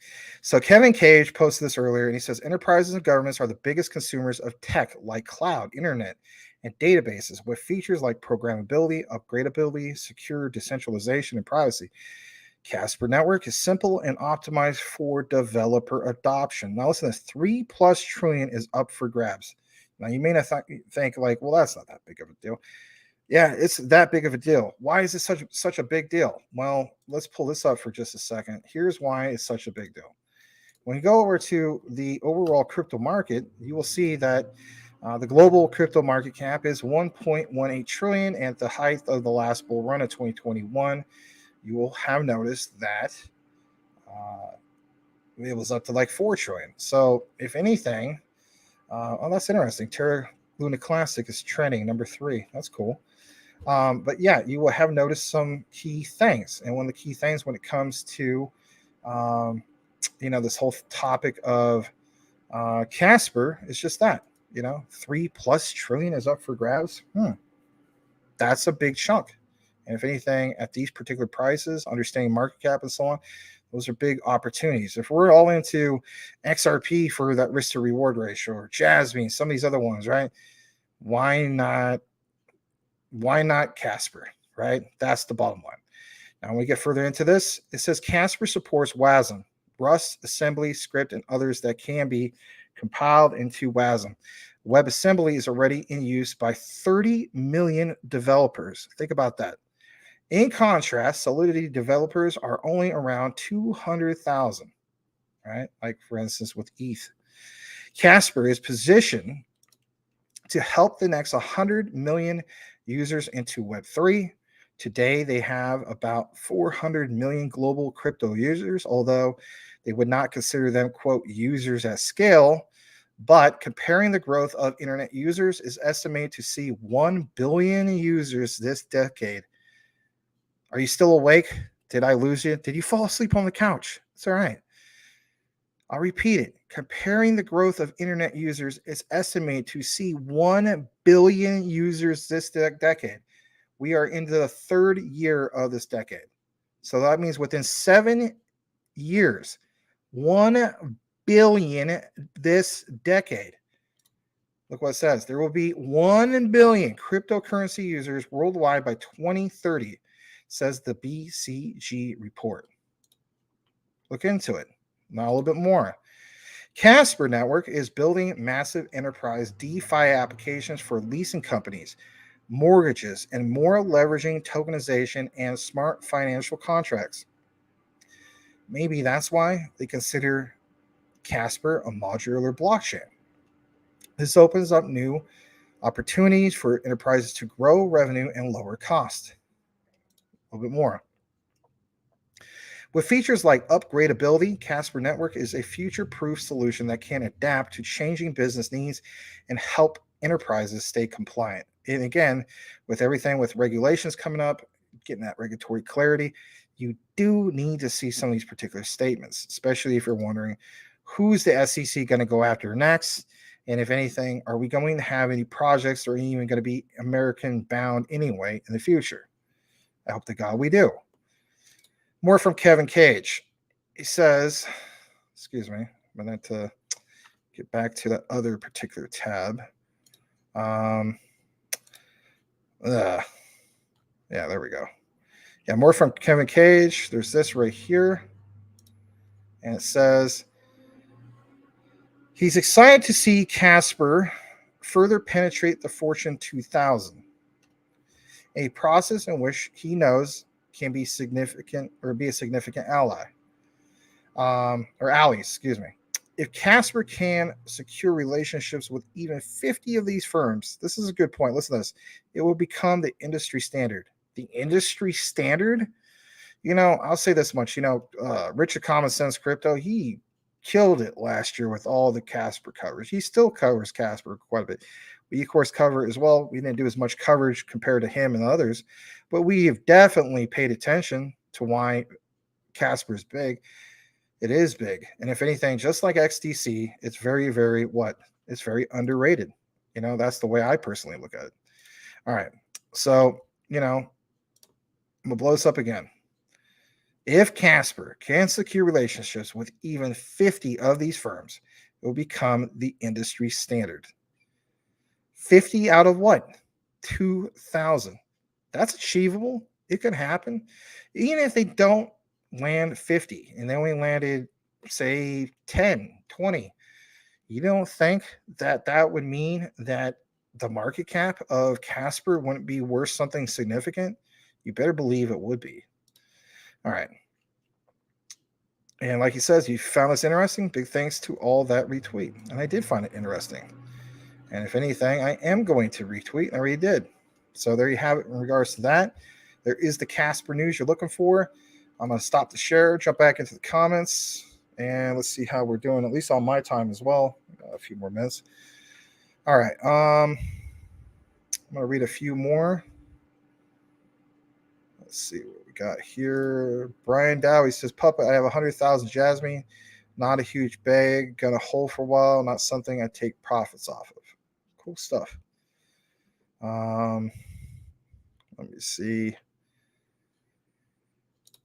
McDizzle says, Jasmine will be deflationary, so it won't need that cap. All right. I don't put ketchup on pizza. That is an abomination. Yeah, that's like putting ketchup on marinara. I mean, why would you do that? I'm now catching up to all the pizza marinara comments from what I said earlier. Isn't that weird how this works?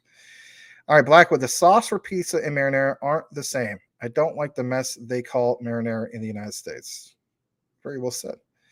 Sinbad, I use Hunt's Spicy for sloppy joes. That's cool. All right, Crypto Jedi.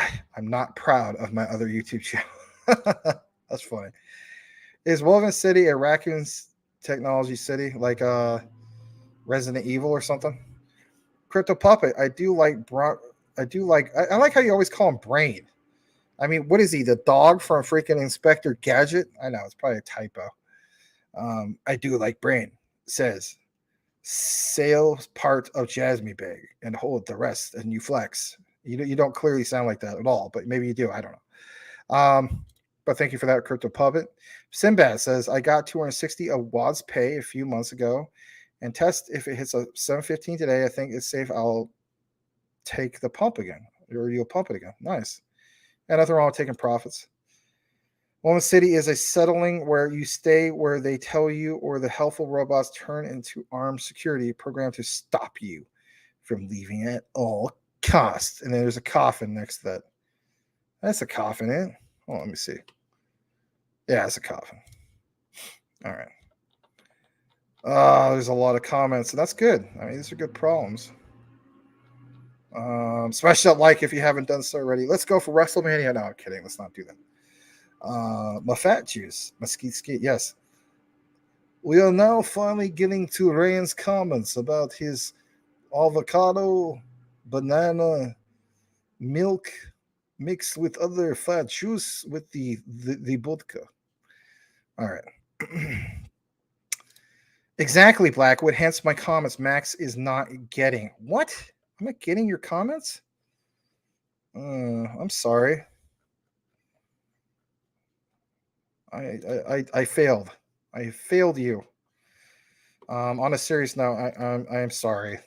I hope I didn't do something wrong. All right. Crypto Puppet says 200,000 away from 500,000 brain. He called him the damn dog from Inspector Gadget again. No more too many fences and long hours in my backyard working. Need a break. All about quant and HBAR now. Interesting.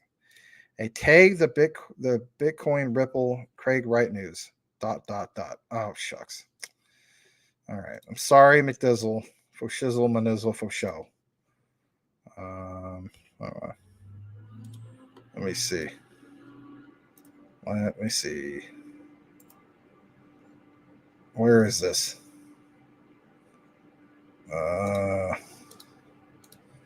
You tagged me on it, Mr. McDizzle. He says ... which means not a good thing. Like, Max, get with the picture. I'm tired of waiting for your slow butt. God, Max. Oh, that's 3 hours ago? God, no wonder you got the ... Oh, jeez. That was supposed to be the bombshell we were supposed to share earlier. I'm so sorry, man. All right. Let me pull that up right now. 3 hours behind. Can you imagine that? 3 hours behind. I'm so sorry. I messed up for... Who did I mess up for? I messed up for... What's her face? Man. I don't remember. I messed up for somebody else. That was not good. For Ray Love. For Ray. I messed up for Ray, and I messed up for McDizzle. And I feel so bad. I failed. I failed at the stream. What is going on? All right. Let's go ahead and share this. This is from Crypto McDizzle literally 3 hours ago. I didn't pay attention to the shy kid in the back row who had his arm up, but he didn't have fully extended. Raise his hand. Here you go, Mr. Stanley. All right. Well, thank you. Let's go ahead and retweet this. You know, I shared one earlier too. All right. Yeah, let's get into this outline. Hold on. All right. Let's copy some of this stuff. This is interesting stuff. So if you're like, man, I don't even know why I'm still here. I'm all out of it. I'm tired. I passed out.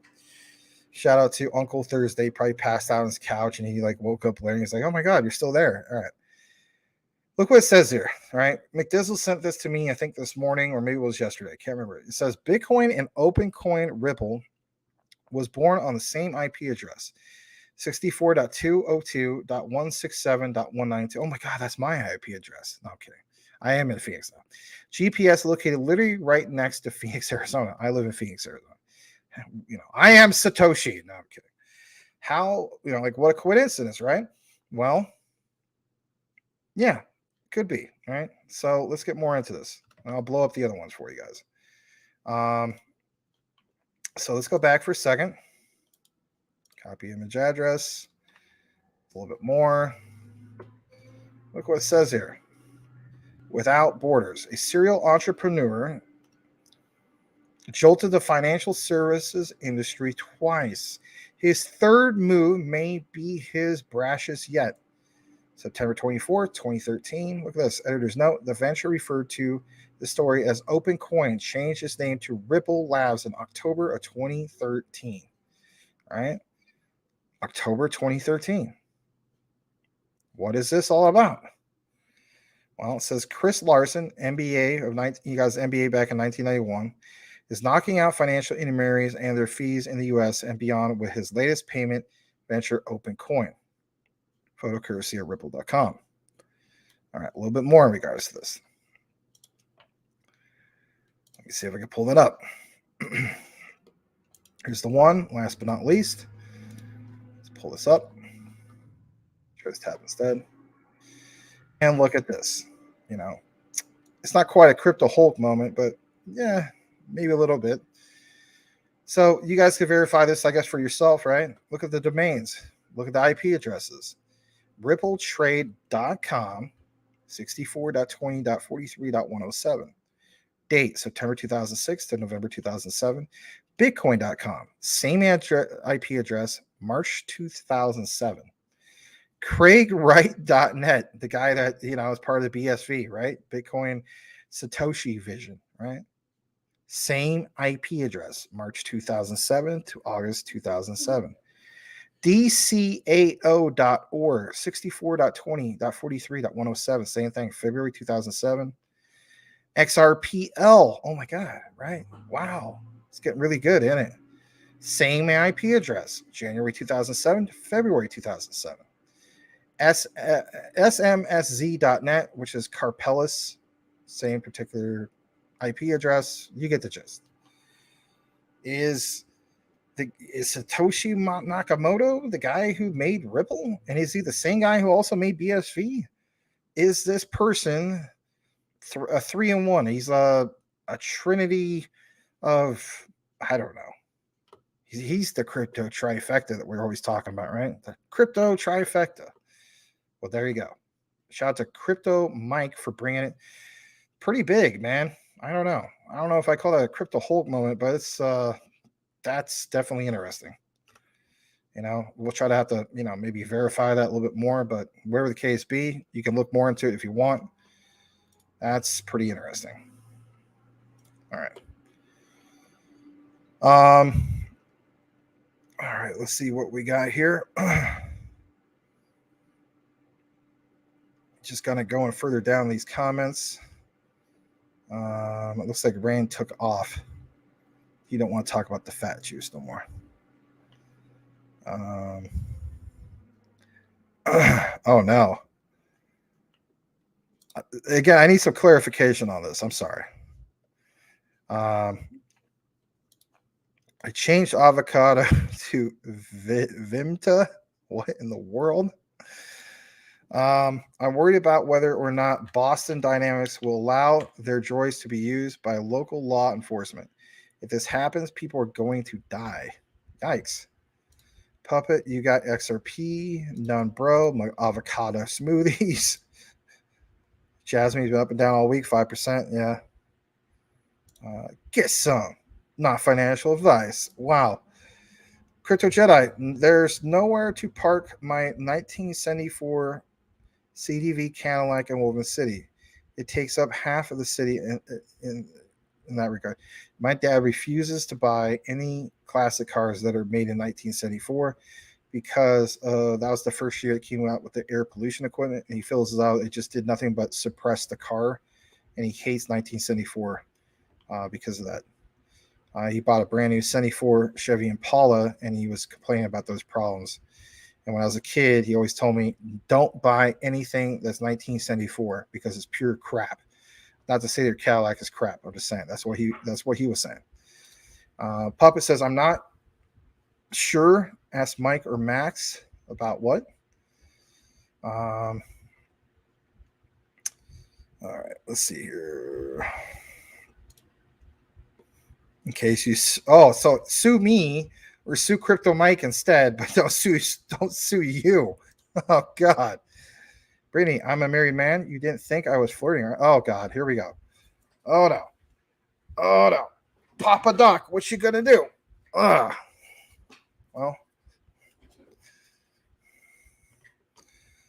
anyway.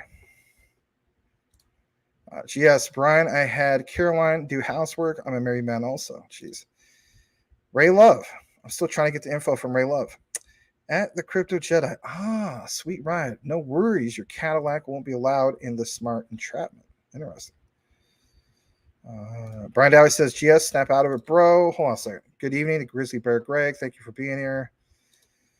Crypto Puppet Brain. Again, he's referring to Brian as the yellow dog from Inspector Gadget. You can't sue no one for comments you say or state on YouTube. There's a video on it. Well, because there's a video on it, must be true. No, I'm kidding. Brittany, nobody was flirting. He was just talking about Caroline. Okay, that's a fact. Okay, maybe about Caroline. I don't know.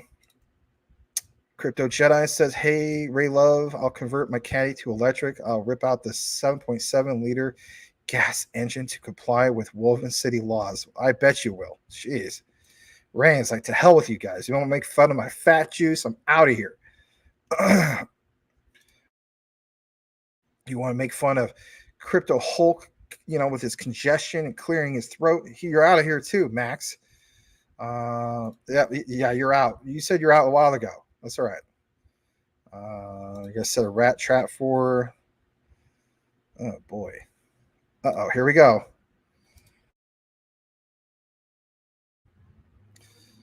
The Crypto Jedi, you better not. Okay, hold on a second. I'm just trying to find out what the heck I missed. Oh no, what happened here? Brian Dowie, Brittany, she's an hour away. You were welcome. Oh my God. Blackwood states, of course, there's going to be a meta mall. There will be several young people starving for attention, immature packs of baloney, believing they're steaks. But it's Hedera's H-bar. Come on, Blackwood, it's Hedera. You know, this is not,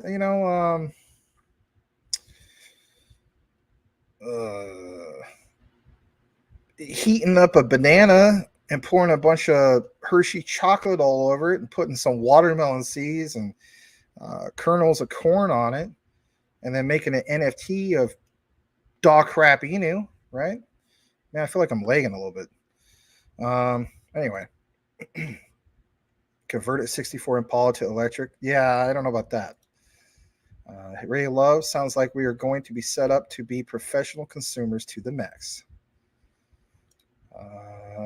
Just going to read a few more comments. All right. Ray Love says SpaceX, say it fast, and there you have it. SpaceX, SpaceX, SpaceX, SpaceX, SpaceX, SpaceX, SpaceX, SpaceX, SpaceX, SpaceX, SpaceX. I can't do it.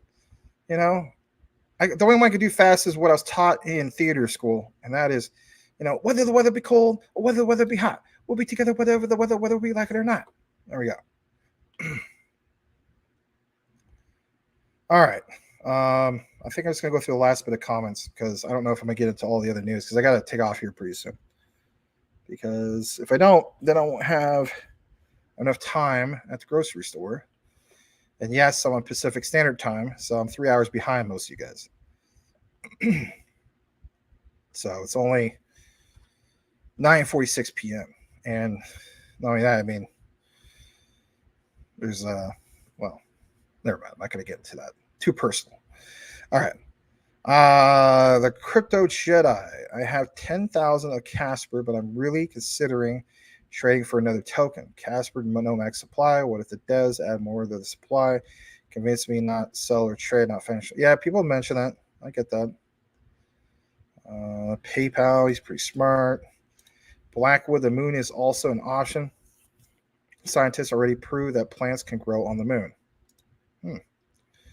Jedi Casper is a good one. I think so too. Casper's stake on Uphold was great until the SEC blocked it.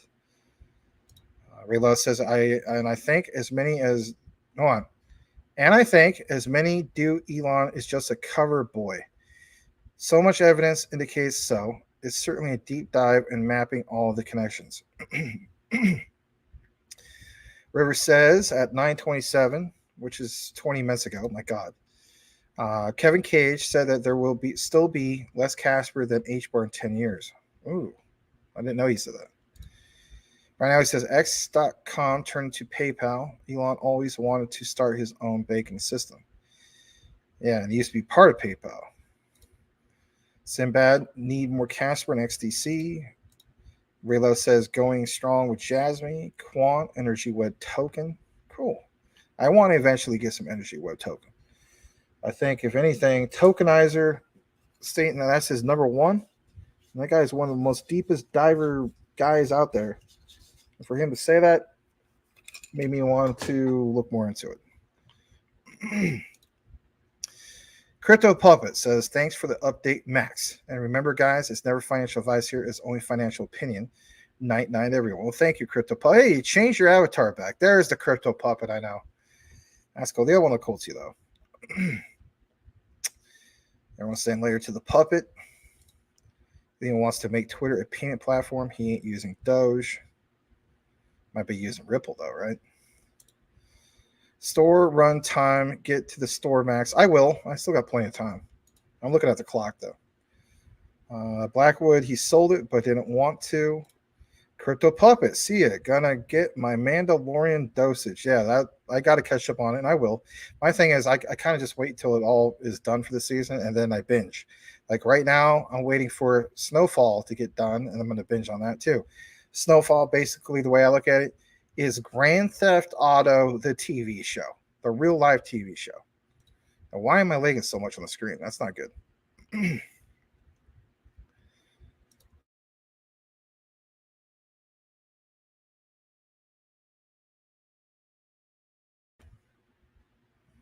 What the heck's going on with the screen?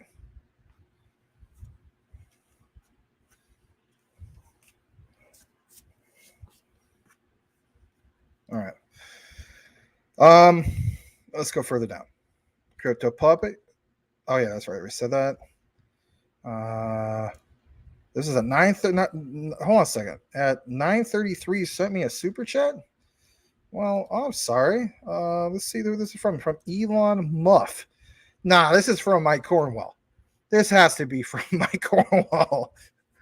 Oh my God. Elon Muff. Oh my God. Oh, I'll never look at Elon's.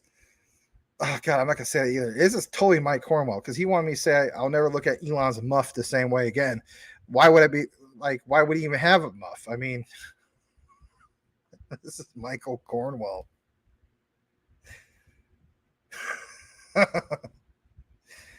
Crypto Talk Now after dark, right? Elon Muff. That's so bad. Oh, that's funny. Well, thanks for the super chat. Oh, it's horrible. How far am I? How far am I behind? My God. I don't give a crap who this person claims they are. That is Mike Cornwell. Change his name. Elon Muff. God. So bad. I got loads of names, Max. Rain calls me Ryan. Oh, jeez. I didn't know that. Yes, it's a coffin. Thanks, Max. Night, good man. Yeah, have a good night. Sorry, Ray, if I messed up or something. Really, I didn't mean to. Sorry. Brian Dowie says, "Hey, love, did you try saying Vaseline before?" Wow, Brian. What the heck? What the blood clot? You know? Still here, Brian, for all the mistakes. Okay, you made up for it. Yeah, he's no longer the yellow dog from Inspector Gadget. Man, I used to love Inspector Gadget when I was a kid. That was my show. Brain plus gas equals Cartman. Interesting.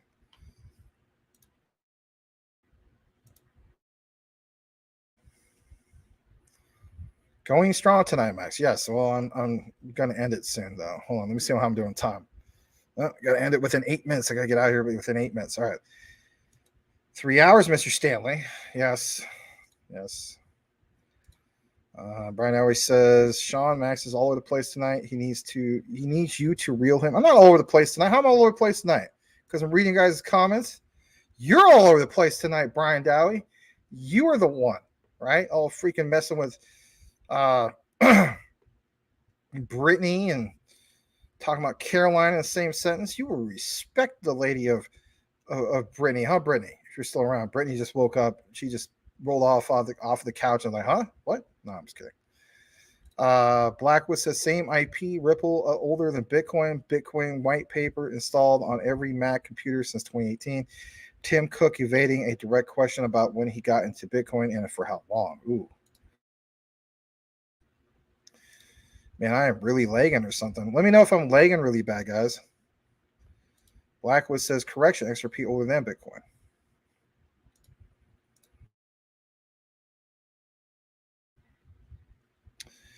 GS, I just finished season 2 of Mandalorian. I just cried when Grogu.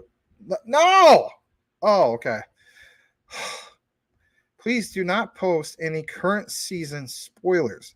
I haven't watched the current season yet. That's the only way you'll get banned from Crypto Talk Now. All right? I love you, Crypto Puppet, but don't do that. Do not spoil anything for me. Not cool, but yes, okay, I get it now. Grogu, aka Baby Yoda. Yes. Too many connections. I think people are involved. Not one person. Here we go. Groceries, Max. Groceries can wait. Gotta get through these comments. Puppet, I thought I was only one for people Blackwood, according to us, Homeland Security. I convinced Jeb is one of them.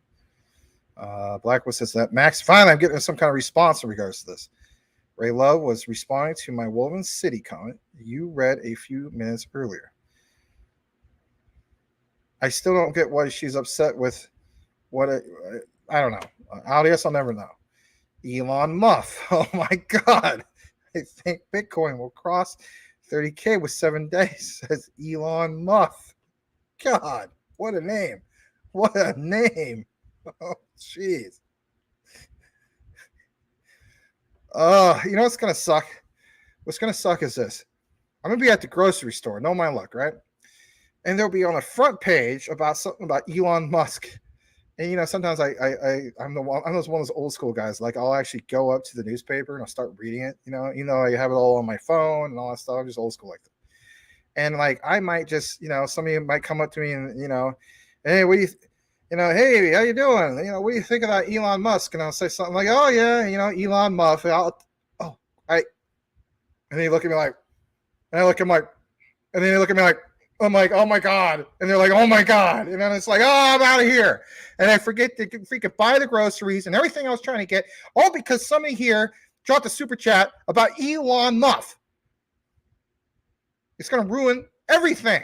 Everything. All right. Wow.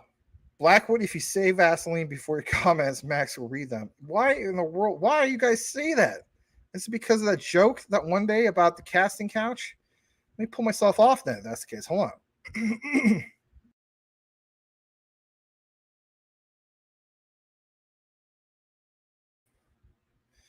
So, with that said, I mean, is it vinyl? And if so, I mean, now you understand why I said the Vaseline comments. And also, it's a reference to Dave Chappelle. Did you know this? I remember there was a movie when I was a kid. They would say brains. Ha! Can't remember the name. Oh, God, more Vaseline. Max, Vaseline. I'm referring to the kids who will try to get attention from people they don't know because they got no love at home. Oh, really?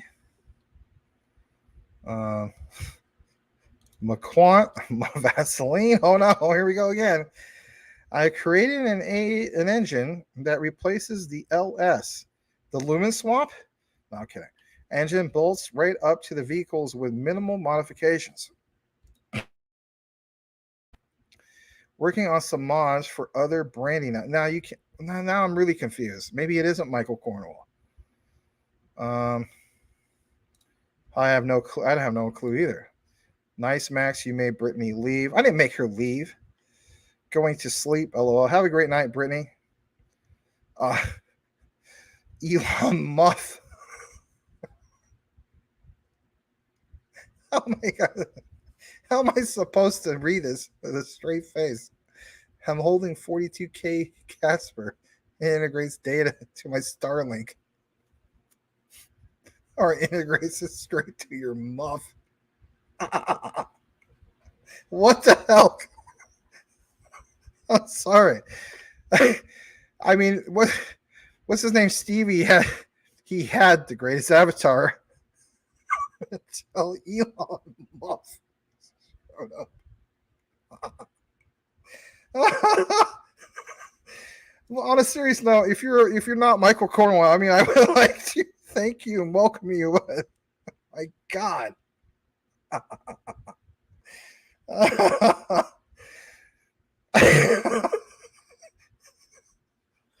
I can't believe somebody took the time to make an avatar of Elon Musk. Well, that's good for you, man. That's great.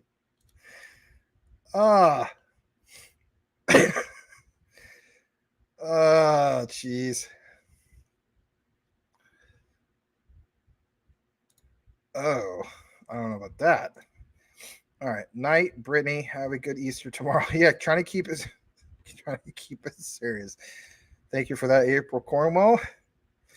For F's sake, Jedi pumped the what? Pump the bread?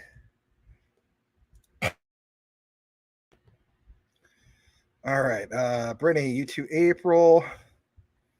Great for the environment. Greta approves. Oh, geez. Blackwood. Elon Musk will be one of the first metaverse shops on Doge Twitter. God. That is horrible. My whisker biscuit. See, this tells me it has to be Michael Cornwell. Only Mike Cornwell would say something like that. Yeah, exactly. My muff. Yeah, well, I mean, not yours. Well, jeez, I'm sorry. Or I'm gonna say Brittany. Oh my God, I'm sorry, April. You know, I respect you. I don't want to talk about your, you know what. It's totally Michael Cornwell. Payment couch / casting couch. Payment couch. Max going for ice cream ends up talking about muff. Oh my God. I'm at my time limit right now. Hold on, I gotta wrap this up. A casting couch, my couch, oh, I'm dead. Muff Inu. Blackwood says in high school, I had to write a short essay on Anna Karenina. Karenina. I was given detention for a week because I named the report The Legend of Anna. Oh my God. That's awesome. Elon Musk, did you look at the avatar? I did look at the avatar. Who wouldn't look at the avatar?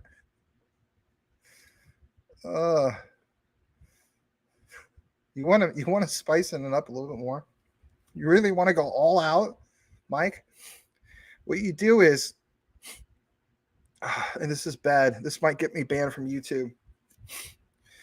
You take all the hair off of Crypto Hulk's back, and then you multiply that with the Elon Muff. So it says Crypto Elon Hulk Muff or something like that. I don't know. That's bad too. Anyway, I like Crypto Hulk, but you know, I had to throw that in there. All right, Brian Dowie. Brittany, if you're still here, I'm sorry about Max's behavior. What? I didn't do anything. Quit muffing around, Max, and get to your groceries. I know. I need to. Jeez, man. I do got to get going pretty soon. I got enough time. Almost to the bottom. Yes. That's what she said. All right. That was bad. April Cornwell, good one. Blueberry muffins, Max. Grab some. No. I just got to get some other supplies and stuff. But thank you. I actually need to get some juice.